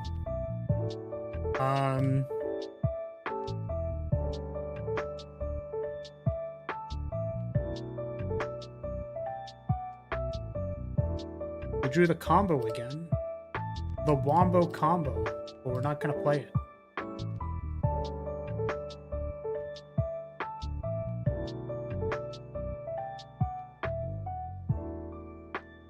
So, this is going to be the third time I'm saying it, and I think it's because I don't really have much else to comment on. Because nothing's been super specific. Like, we can kind of tell, like, oh, putting cards back on top is kind of like a sub-theme. The stances enable, like, that to work. There's, I don't know what other cards allow you to do that, or, like, brainstorm. It's kind of a neat thing to do. There's, like, multi-blocking with, like, multiple dexterities and stuff. Like, that's cool. There's a lot of card velocity, but, like, really, really, really, let's just assume for a second that, like, this character is balanced or not balanced, whatever.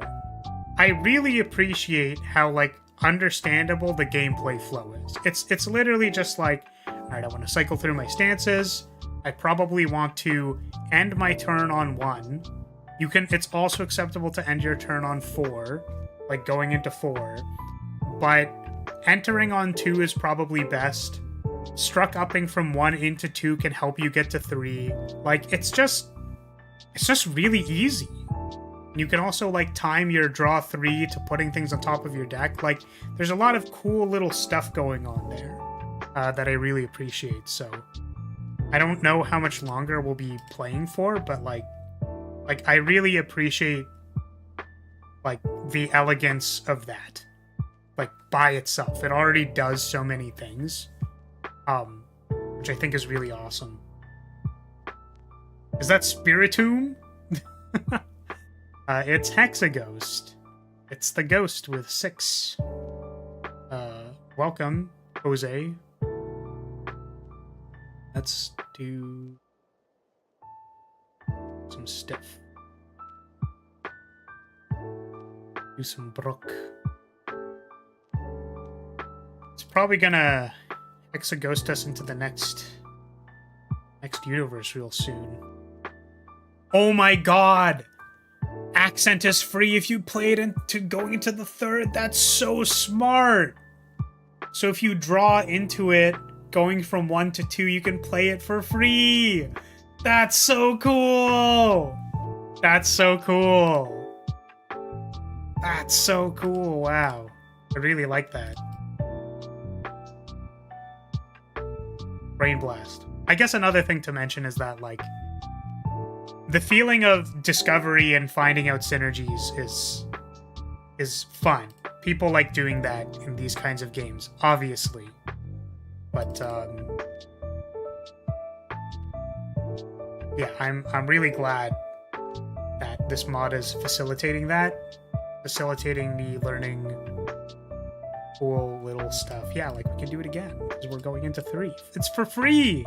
It's free. So cool. Sorry, I just noticed it on her character too, and it is in Kill la Kill colors. Oh, I didn't really notice, or I have no idea. Maybe they are. Extradite form. First card you play each turn will add a copy with exhaust into your hand. It costs 0 this turn. Ah, so it's not quite Echo form, because it doesn't...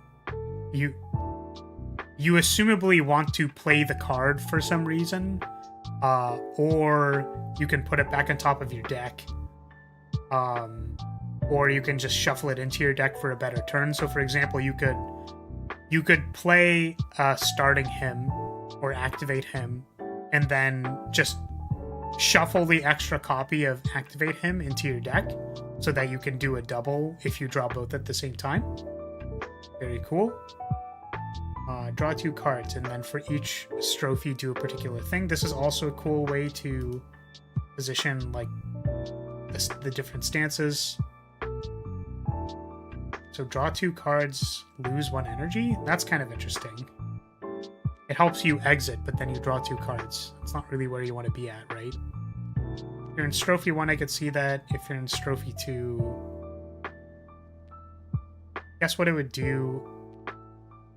If you've drawn 3 cards, this might be one of your cards, so it, like, extends your velocity. Draw 2 cards, gain 1 energy. Draw 2 cards, and then lose 1 energy. I guess it's to keep it going, maybe? These are all cool. That's kind of insane with the cards that refund themselves. Yes. Runic Pyramid's probably insane on this character.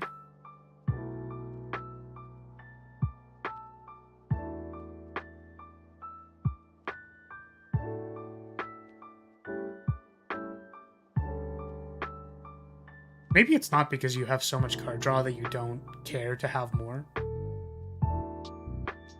Let's draw 3. No, it's not even good.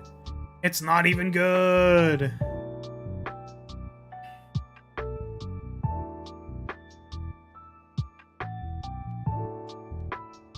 I was gonna say this is gonna be really good against birds, and then it's not.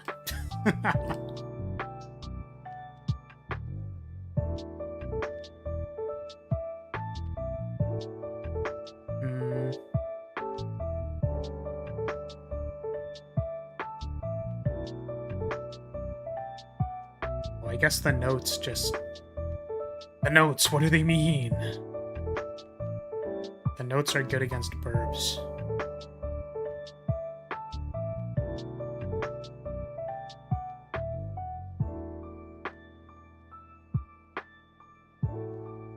I have 20 note.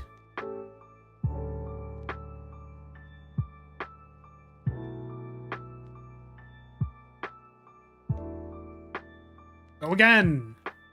Oh, I didn't get to see myself explode on myself. Self-splode. Fish!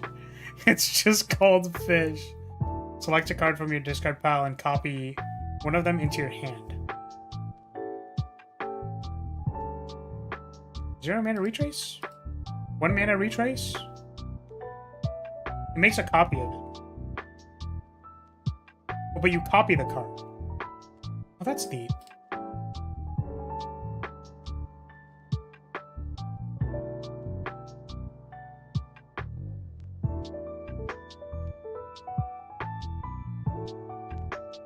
Well, it's percent, right? So it's not... I don't know how that works out.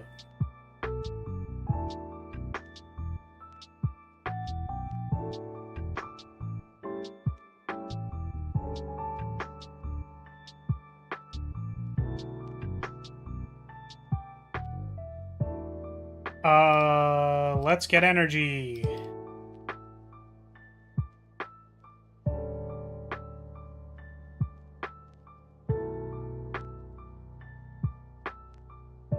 Fish?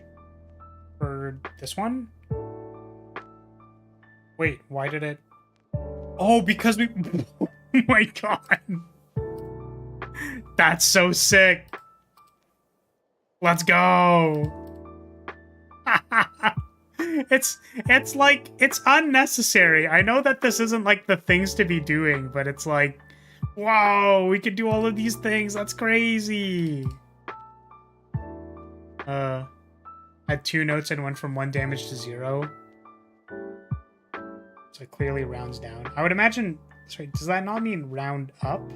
Oh, you mean the damage rounds down. Sorry, I thought you meant like the percent decrease rounds down. And I'm like, what? But that's clearly not what happened.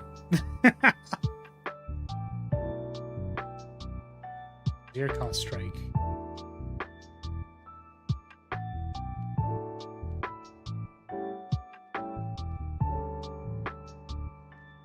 Man. I mean, this character definitely feels kind of strong, but it's cool as fuck. I guess it... The thing is, I don't... My deck doesn't really do anything. Does this. Wow, how impressive.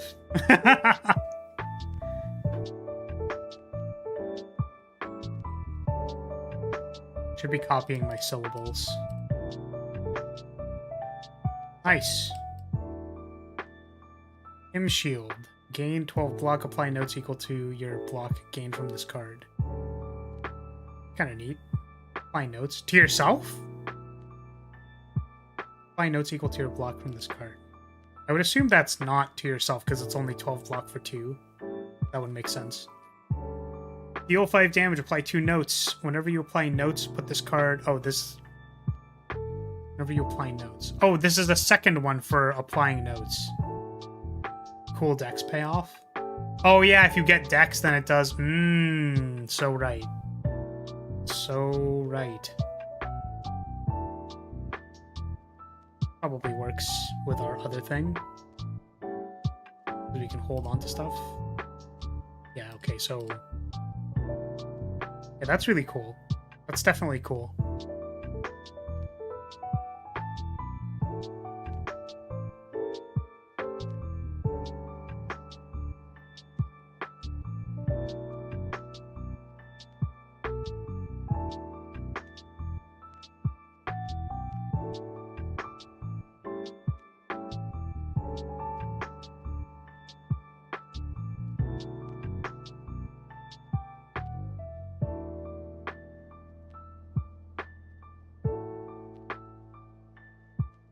Oh, we're getting to insta-bus territory.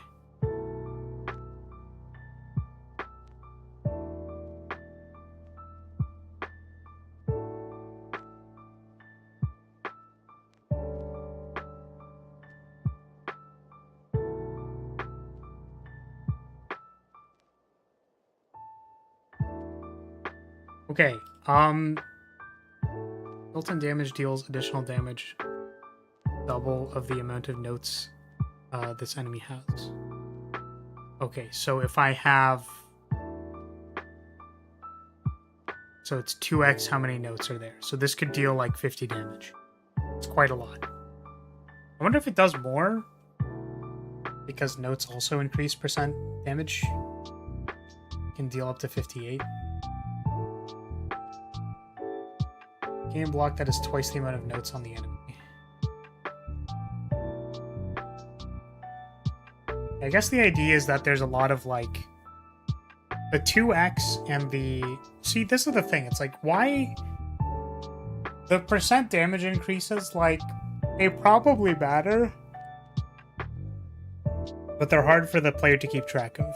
I think that converting them or having them on all of the cards like this, like deal double the amount of notes or gain twice the amount of notes, like, I think this is where you would want the note scaling to be, but I guess it's a combination of both, where it's like you have the additional percent damage and then you also have the deal additional damage thing. Like, maybe it's just to round out the numbers so that like the character works correctly. So like that's fair, you know what I mean? How are we looking right now? Oh, we have like 6 people here. Oh my god, why are there so many of you here? Get out of here. The stream's boring. Stop looking at me. But the thing I was going to say was, I mean, I think I've seen enough, honestly. This character's cool as hell. But I don't know if we really need to, like, look at much more. Like, I think it kind of... Like, I think I get it, right? I think I'm at the I get it part.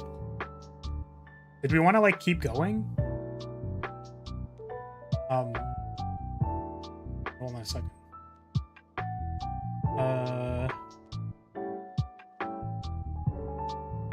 Start a poll. Keep going. At least after art.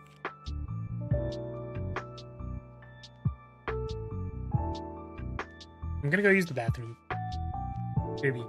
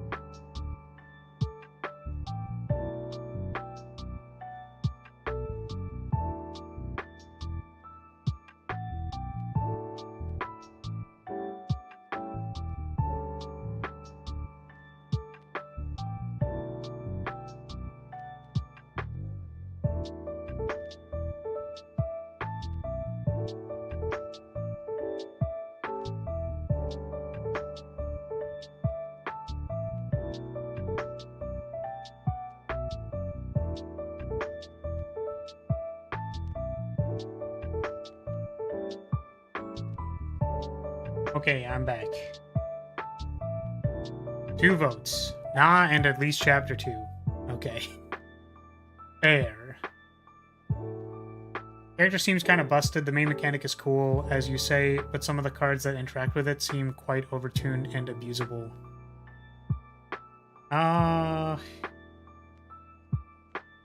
Is there like a specific card you had in mind?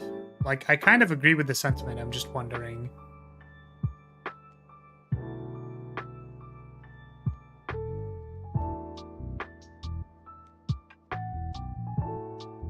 I'm gonna skip this.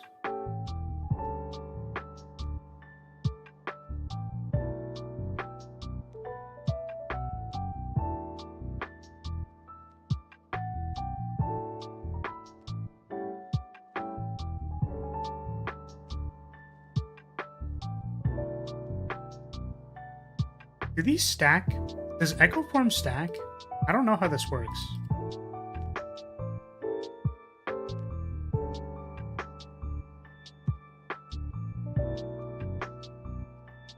Let's find out.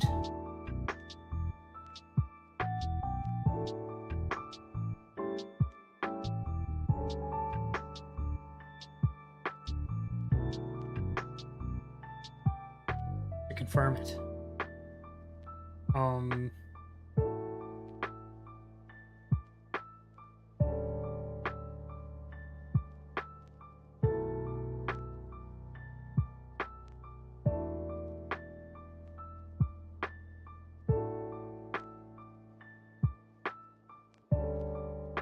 Oh, 20 notes. Take all these notes.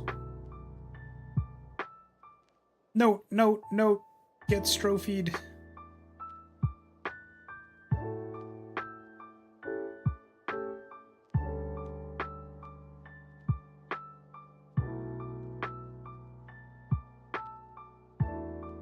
Yeah, I guess the main mechanic is cool. It's possible the main mechanic is overtuned. Because, you know, draw 3 cards, gain 3 energy, like, pretty good. And the mana refunders, the struck up, draw 1, Book of Syllables, the on-exit Strophe 3 gain energy card, and probably more we haven't seen. Yeah, so all of the ones that kind of, like, add to the mana. Like, this card definitely seems quite strong. Like, we're at 8 energy, and it's like, what did we do? Like, just draw our deck? Like, there's no... Aside from playing the card on the first turn, there isn't really an opportunity cost to doing that. It's just, like, good. Right? And I think giving them, like, a way to interact with the putting stuff on top and drawing the card again is actually cool as a concept. I wonder if this doesn't gain energy and that it's, like, okay. I know why it has gain energy, because if you're not interacting with the, like, put on top of your deck stuff, like, you want energy to play the additional cards in your hand. However, the thing about drawing a syllable is that if you didn't draw the syllable, you would have drawn the next card anyways. So I think the generic downside, or, like, it just changes the cards in your hand into random other cards and then your +1 energy. It's like you don't necessarily have to do that in order to interact with the play the top of your deck cards again. Because what you're even doing in that case, right? Like, let's say we had a card that goes back on top of your deck, or there's a combination of cards that does the same thing, but it costs 1 energy to do so. So, out of the cards in your hand, if you have 3 energy worth of cards, like Boomerang, for example, like Boomerang, and then the next thing's going to go to the top of your deck, and then you play a 1-mana card, it goes to the top of your deck, you play a syllable, and then you draw that card again, like, that's 3 energy, right? It's like, you don't need more energy, right? Like, this, I don't think this card needs to have energy. In all of the cases where you don't draw a syllable, or you wouldn't have drawn a syllable, you would have just drawn a random card, it's like you could have just drawn the card you were going to draw anyways, and then you're looking at the same cards with the same amount of energy. Like, what this really, really does is potentially give you, like, 10 energy. Where it's, like, for free, it's pretty good.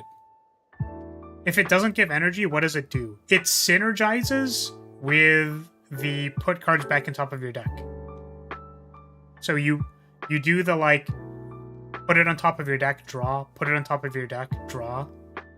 Like that kind of thing. Or if you scry and then draw one.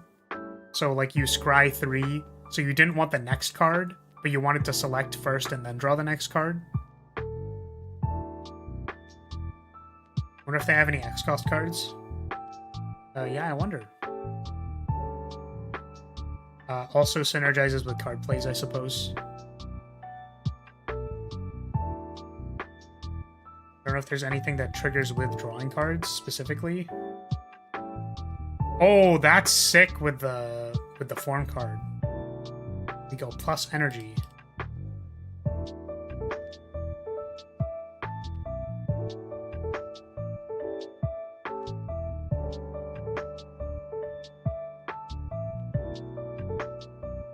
Get 3 energy next turn.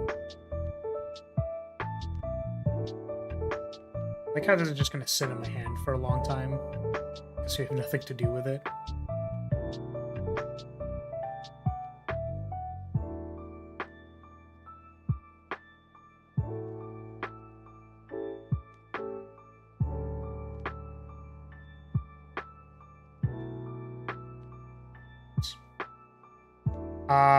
Well, that answers our question.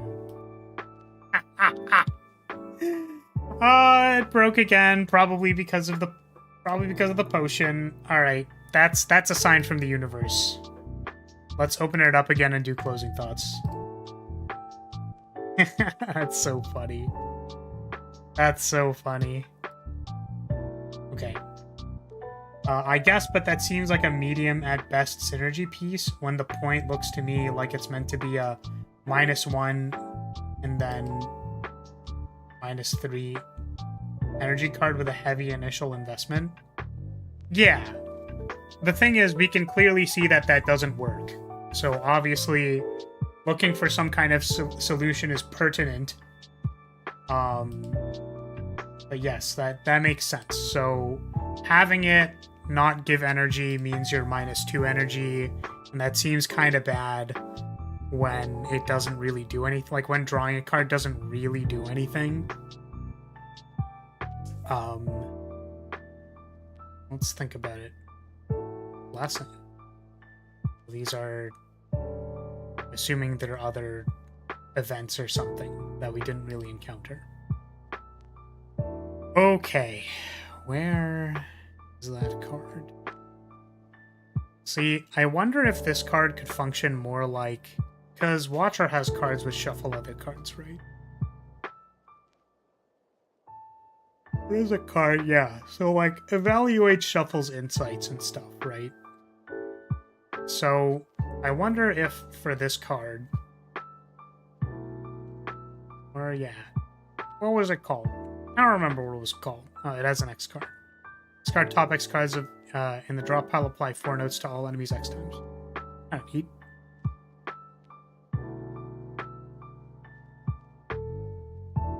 There's literally so many feet in this mod, dude. I can't.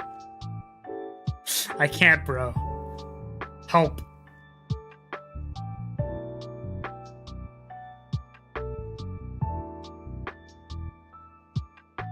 It was a 2-cost card. Was it a common? No, it was this. Book of Syllables. I wonder if this was 1 energy and functioned more like Insight. Where it's like, shuffle 3 syllables, the gain energy isn't on there, and it gives you like block or something. You encountered one of the blessings. Yes, it was in an event.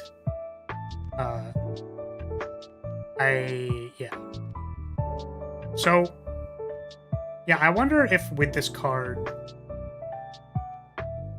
like, yeah, just because the gain energy is like, just gives you like all of the energy forever. I wonder if this is just their energy producing card, but if it is their energy producing card, normally the problem is the draw opportunity cost, which this card has on the front side. It's just like, once you get 3 free energy, it's kind of like, that's pretty good. Does the Deus Ex thing draw you cards? I don't remember. Or is it just... like, does it automatically play the thing? No, it draws you miracles, so okay. But yeah, so I think we understand where they were going with the card. But I think in practice it's definitely like, well, I'm gonna play 3 syllables and play my entire hand now. It's like, is that fair? I don't know. The fact that like drawing the card lets you, like, enables you to draw the other syllables as well is like kind of, you know. I wonder if like pick one. I wonder if it could be gain 1 energy, exhaust with no retain, so it's worse miracle, but that's like fine. Because again, this character has a lot of inherent card draws, so like the draw opportunity cost is not as high for like playing a worse miracle. It depends what you want this card to do. But the fact that it does both kind of lends itself to like, oh, this card's just like very strong, I think. Okay, but like actual last thoughts. This character is very cool. They had a very clear core mechanic, which was the strophe, and the gameplay pattern of what you want to do with the strophe is also very clear. Activate him is kind of like, how do you say, like it's kind of bad when you look at all the other struck up cards, so I wonder about the balance of this card in particular, or if it's okay for this card to be bad because the stances are simply quite powerful. I think it upgrading to not have exhaust is cool. If you don't have any other struck up cards, like, it's the, hey, I can upgrade this to actually have more, like, keep the song going after you reshuffle. I guess it is kind of weird that you will probably draw this card with the draw 3 part of the strophes. So, like, I guess that makes it faster to draw it again. Because I was thinking this card serves 2 functions. You automatically do a struck up at the start of the combat. So this either resets your strophe or it puts you to a key strophe. So if you enter draw 3, you probably draw this and give yourself 3 energy. Like, that makes a lot of sense. But that's kind of all it does. So, you know, there's a lot of play in choosing when you want to advance the strophe, or if you want to save this to enter the stance again. Like, that's cool. It's just that every other strophe card is like much better than this card by virtue of this being just do a struck up. It's also in an odd spot because you want to upgrade it in case you don't get anything else to trigger struck up, but also it's not a great enabler, so later you might kind of want to exhaust it. Yeah, that's fair.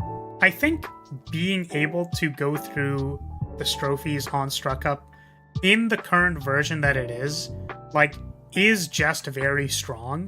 So it's possible that this being go to 2 or go to 3 is just so good that, like, this card doesn't need to do anything else. So, like, I think at the end of the day, I'm fine with this card as it is. Like, it seems fine. But as you were mentioning, this card does look kind of underwhelming beside every other struck up card. I do wonder if there's actually not that many struck up cards. Are there any at the common? I think there are no struck up cards at common, which could, yeah, that might be, like, give context to why this is how it is. So all of the stance enablers are in uncommon or higher. I think Watcher has stance enters at common, right? They have crescendo, they have exits at common. I guess they just have the 2. But this one does not have any. Like, actually 0. So I could see it. The stances do also auto do their thing, so maybe it's not as necessary to have a common card that does it. Wasn't the if played first a struck up common? No, it was an uncommon, I believe.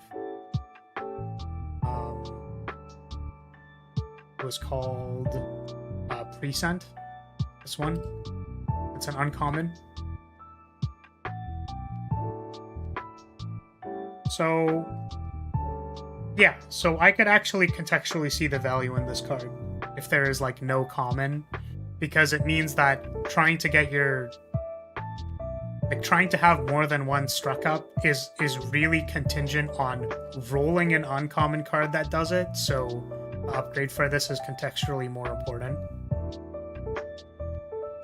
You'll probably get an uncommon though. It also, yeah, so that's a neat way of looking at it.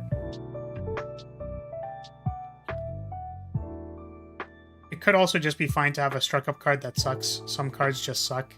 Yeah, but the thing is, we're not saying this card sucks. We're just saying that it looks weird beside the other struck up cards. And I think the answer of why this card looks weird beside the other cards is that, like, the amount of places you can get struck up is actually lower than Watcher. That's true then. Definitely a valuable upgrade so you can have a higher likelihood of triggering struck up. I agree. Also, the thing that it does is that it lets you play it in the first iteration, knowing that you can re-enter on the reshuffle. Which means that it is not risky to, like, choose between the two modes of, like, do I want to get the 3 energy this turn? Or do I want to wait to struck up later? That's an interesting decision to have in the early game when you're fighting, like, an elite, for example. So you might wait versus Lagavulin, whereas you might not wait versus Nob. Like, that's cool. That's very interesting.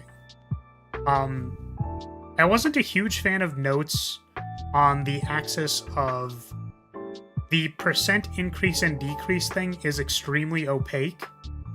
As far as understanding the effect of that specifically by virtue of how much you're applying while you're in Strophe.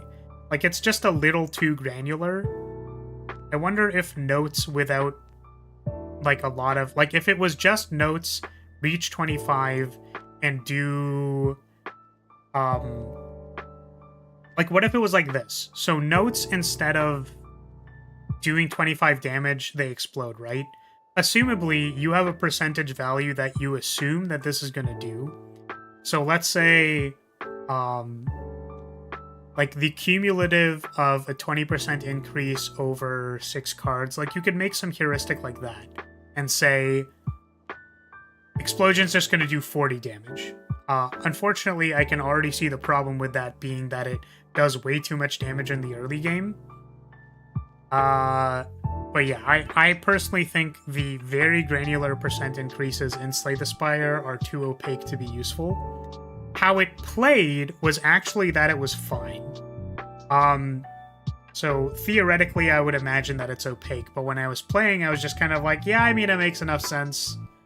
I wasn't really thinking about it, like I wasn't strategizing with it in mind, but if the mod creator is basically like, this character needs a little bit more defense and they need a little bit more attack, then maybe that validates the percent modifiers. Though I do feel like the character is already strong by virtue of how strong all the strophes are. So it's like, this just, it doesn't need it. Like, I don't think it needs it, really. I mentioned it when I saw it, but not a huge fan of Grammagem. It's a weakish 0 cost, so the draw opportunity cost is real as an 8 card, but having an 8 on an unupgraded common is a bit much IMO. Yeah, I could see that. I also think the cards which just apply notes are a little weird. Definitely... It's like you need to apply enough notes to get the explosion thing, which, like, it wasn't clear to me how useful dealing 25 damage is. Because, realistically, you could say that this card is deal 5 out of 25 damage to something build up, and then also enable your note payoffs for everything else. Like on all the other ones, which you're not actually going to get to 25 notes. I find it hard to understand what the use case for this card is. Because you could say it's 5 notes to enable your note. Did I disconnect? Are we back? Said I disconnected for a bit, but I think we're back. So yeah, I think that having 5, I don't know how much you guys missed, but I find it hard to know what the use case for this card is. I feel like needing to get 25 notes in an AoE fight seems hard, when generally the AoE fights there's less HP. So actually trying to get to 25 notes in an AoE fight seems weird. Seems weird that you'd want to enable your note payoffs in that kind of fight on an innate card at common. Like, I just don't know if I agree with the use case that they're thinking of for this card, basically. I don't think the effect of notes is opaque so much as the increase is minimal. Like I said earlier, until you hit high values, it's +1 damage. The specific percent doesn't matter much. Sure. So the thing that I would say is that, like,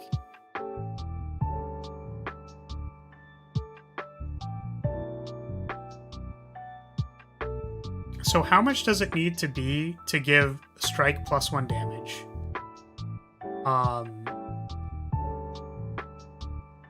10%? 0.6, I don't know if that rounds up. 16? Yeah. So, like, it's hard to plan around getting 16 note to make all of my strikes do more damage. Right? What if note instead just said, at 16 stacks of note, you get +1 strength to that thing.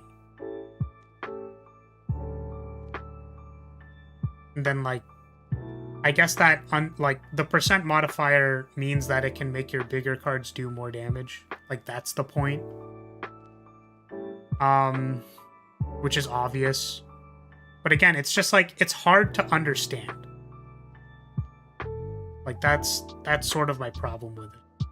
Like, it's hard to calculate at a glance.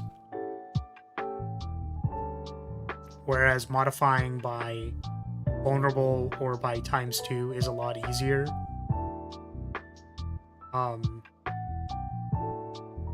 mean, I think that it's fair for me to say that.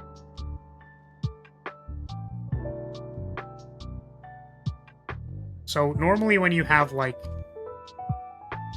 the point was that, like, if you have a granular economy system, there has to be a value to the granularity of it. Whereas in this system, it almost feels like apply notes and hope that it's active. Like, hope that you're getting +1 damage, or hope that it affects your card's damage. Like, you were also saying that the increase is minimal, which is fair. So I wonder about, okay, well, how much does it need to be for it to be valuable to me as a player to plan around? But I'll admit that if the designer actually just, like, went ahead and they were like, listen, 20% damage increase plus vulnerable against a boss is just, like, very powerful, then sure. Fine. Like, I'll just say fine. If it rounds up, then it gives strike +1 damage as soon as you apply it, then it never gives it +2. I would like to check this. Let me see if there's any other thoughts that I have to say before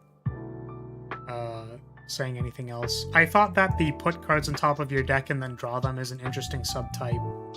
I think there's the standard payoffs for cycling through stances or like triggering keywords. Like that all makes sense to me. I thought it was interesting to explore temporary decks and then multi-decks and also things that care about decks. Like Dex Matters is a neat thing to do, especially when drawing a lot of cards.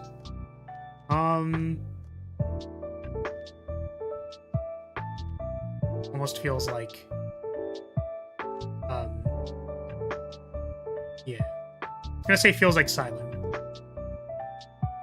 Because drawing cards and dirtling.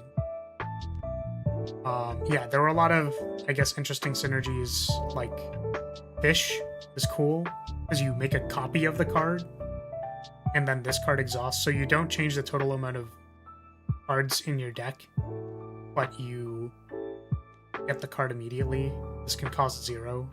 Retrace effects are always cool. Just gonna keep calling them retrace effects. Yeah, I mean, like, it doesn't seem like there's anything super out of the ordinary, I guess. Well, the Accent was a really cool card because playing this or using Accent when you struck up into gain 3 energy means this card is free, which is a very cool way to make this effectively a 0-cost card. Yeah, like that was really cool. Liked all of the tiny things you can do with this card, like copying your tokens, I guess. Or were there other cases where it mattered that I did the thing? Oh, the other case was if you play a card so that you can copy it then reshuffle it. Like, that seems like very interesting. It costs 0 that turn though, but we can see that there are cards that, like, you don't want to play Struck Up and then, like, I want to copy this card, but I don't necessarily want to play it this turn. And there's utility in drawing, like, this card and a copy of this card. Like, that matters. Because it could put you from 1 to 2, which becomes 2 to 3. So having copies is actually useful on later turns specifically.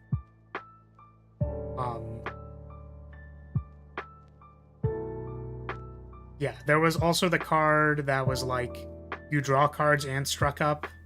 There's definitely like combinations of cards that feel like they will go infinite. I did not look for any, but it's like there's a lot of there really is a lot of card draw and a lot of energy production.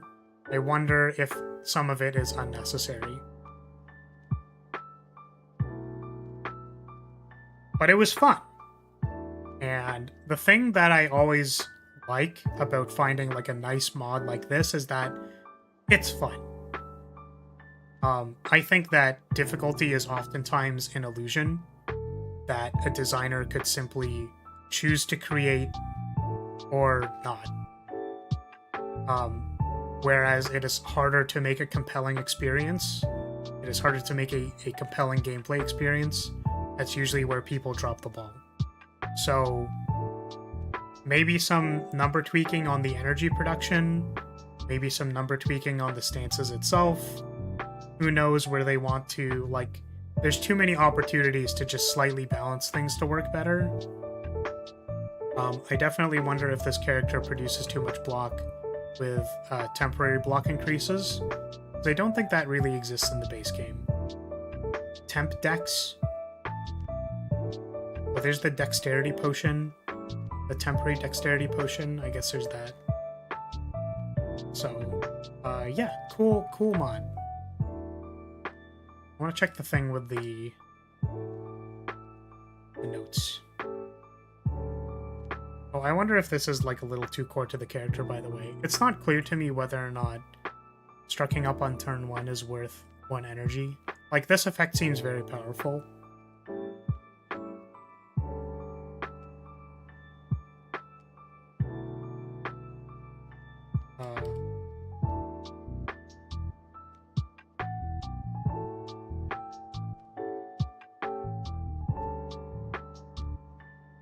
So this is 1, deal 1% more damage.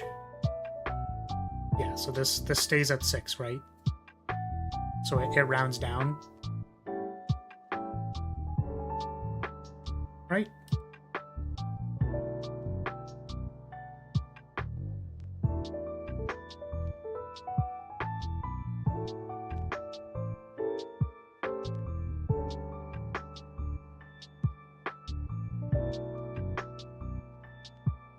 Maybe the idea is that the percent boosts from the strophe are supposed to add with notes so that you end up somewhere closer to like 25% most of the time. It's possible.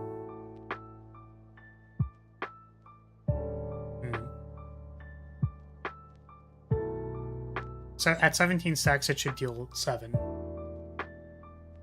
Yeah, I think it's possible that the reason why the stances have percent attack modifiers is that you're supposed to land somewhere between like 15 and 25.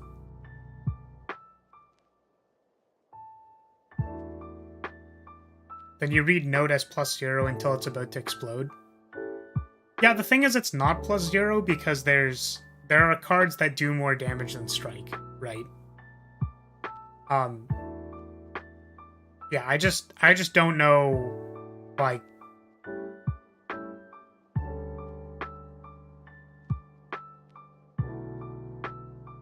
yeah, I wish there was a static modifier for this that could, like, make more sense, you know? But it really doesn't, because if it's not a percent modifier, then you can't deal extra damage with your big cards. But yeah, I think like a binary switch would make it easier to understand, where if their target number is 15, then having it off before 15 and then having it on after 15 with a certain percentage increase. But again, the thing I'm noticing is that it's probably supposed to work with a percent strophe modifier so that this adds up to 25. Or it could be like 40, and it's like, I wonder if that matters. I can't think of a way in my brain right now for it to like matter severely. To me, it is just hard to read. Which again, just because we can, like, just because us as players can make a heuristic, like, you know, like Epsilon, like you made a heuristic of like, just read it as +0 until it's about to explode. It's sort of like, okay, but like when is about to explode? Like 20? Do I have to pay attention to when it's 20 and then play my big card? Like maybe that's something that you want. But with all the like tiny amount of, you know, note gain, like this applies 2 notes. It's like, it's a little hard for me to keep track of, right?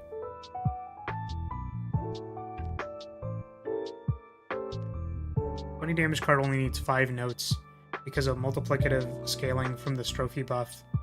Even the small numbers can be the breaking point in smaller cards.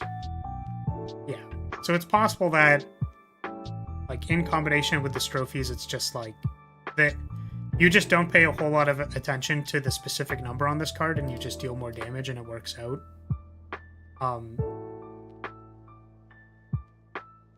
Though I'm hesitant to okay it, you know what I mean? I'm definitely a little hesitant. Because I don't see the value of this being at like 7, for example, and then being like, okay, 27? It's like, well, it's technically 25. Like, there could be a breakpoint for gaining more damage. But at which point can't, like, when could you just be like, at 10 notes, you get 15% more damage. That's still 15% is, like, hard to read. I guess I'm just, like, more or less firm in the opinion that, like, asking your players to calculate percent, like, it's not, like, flat isn't the right term, but, like, asking your players to calculate like 32% or 27% is like in Hades you don't need to calculate that because you just end up doing a lot of damage, right? Just to be clear, I wasn't trying to argue that the granularity serves it well. I actually agree with your overall take. I just took a slightly different route to the conclusion. Sorry, so... Okay. Could you explain it to me one more time so that I could understand? And I will legitimately try to, like, read what you are saying because it's possible I just misinterpreted if you want to type it out again. It doesn't need to be long either. I just, like, I think I might have missed the point of why we're discussing this. For every 10 notes, your cards deal 1 more damage for every energy they cost.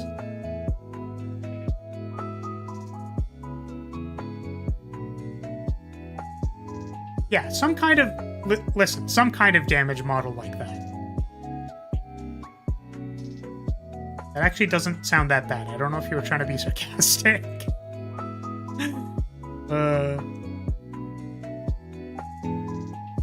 But yeah, I don't know. It's, as soon as Epsilon finishes typing, I will reread it.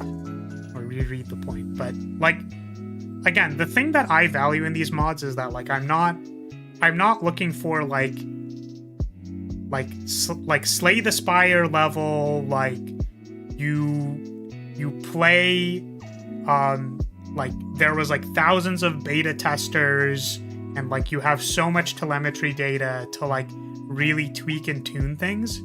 The thing that really matters for me in these mods is whether they get the gameplay experience right. I think the second pass of finding the correct number that things should be at is significantly less important than capturing the gameplay experience you're going for. And I was very impressed by this character. So, hats off to that. Okay, I'll reread this. Having a buff that does +0 most of the time, but after stacking it gives you +1 on most cards isn't a particularly good setup.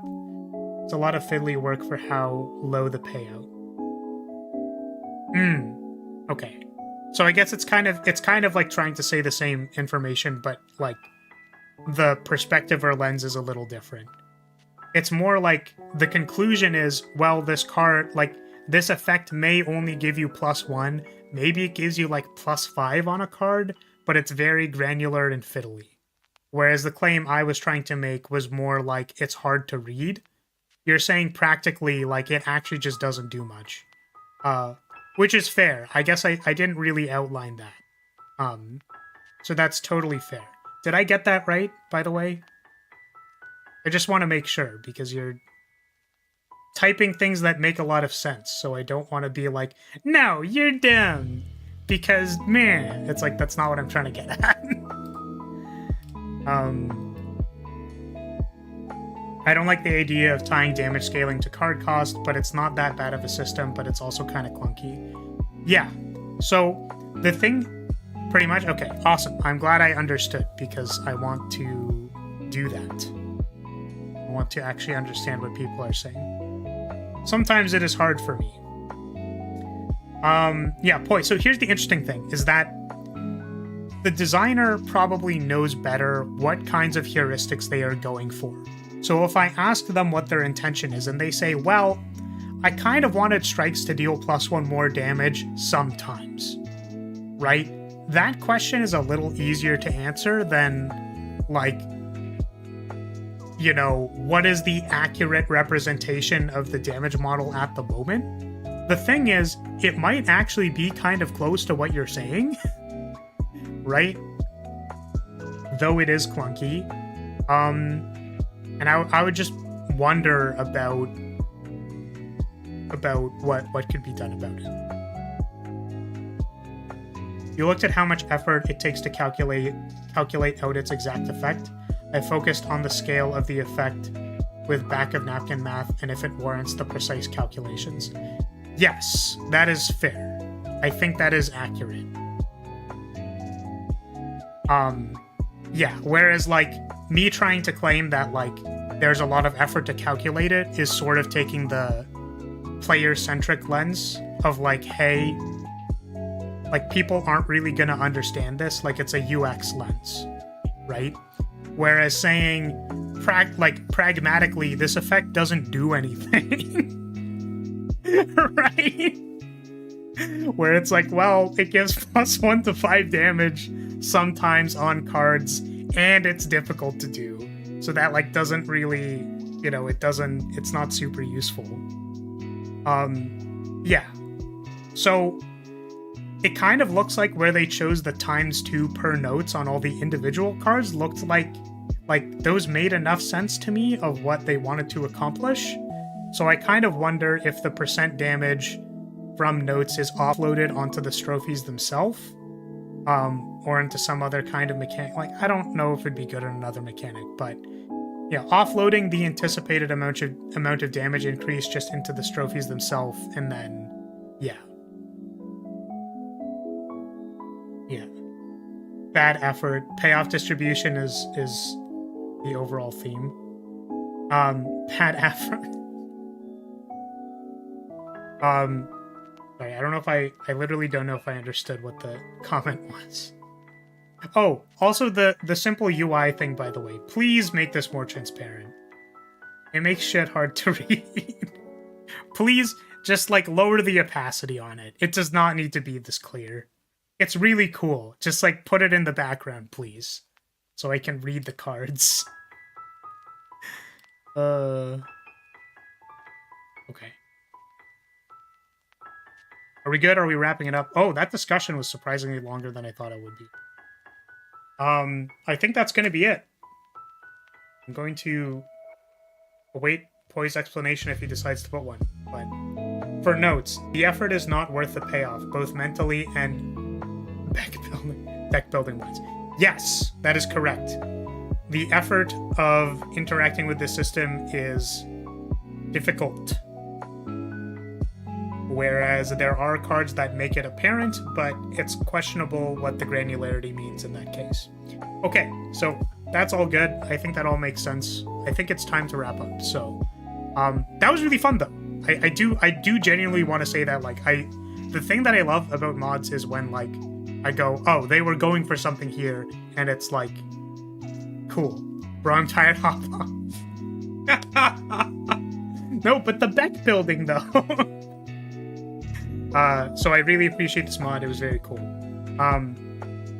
That's gonna be it. So if you're still here, I will say thank you so much for watching. Thank you for being here.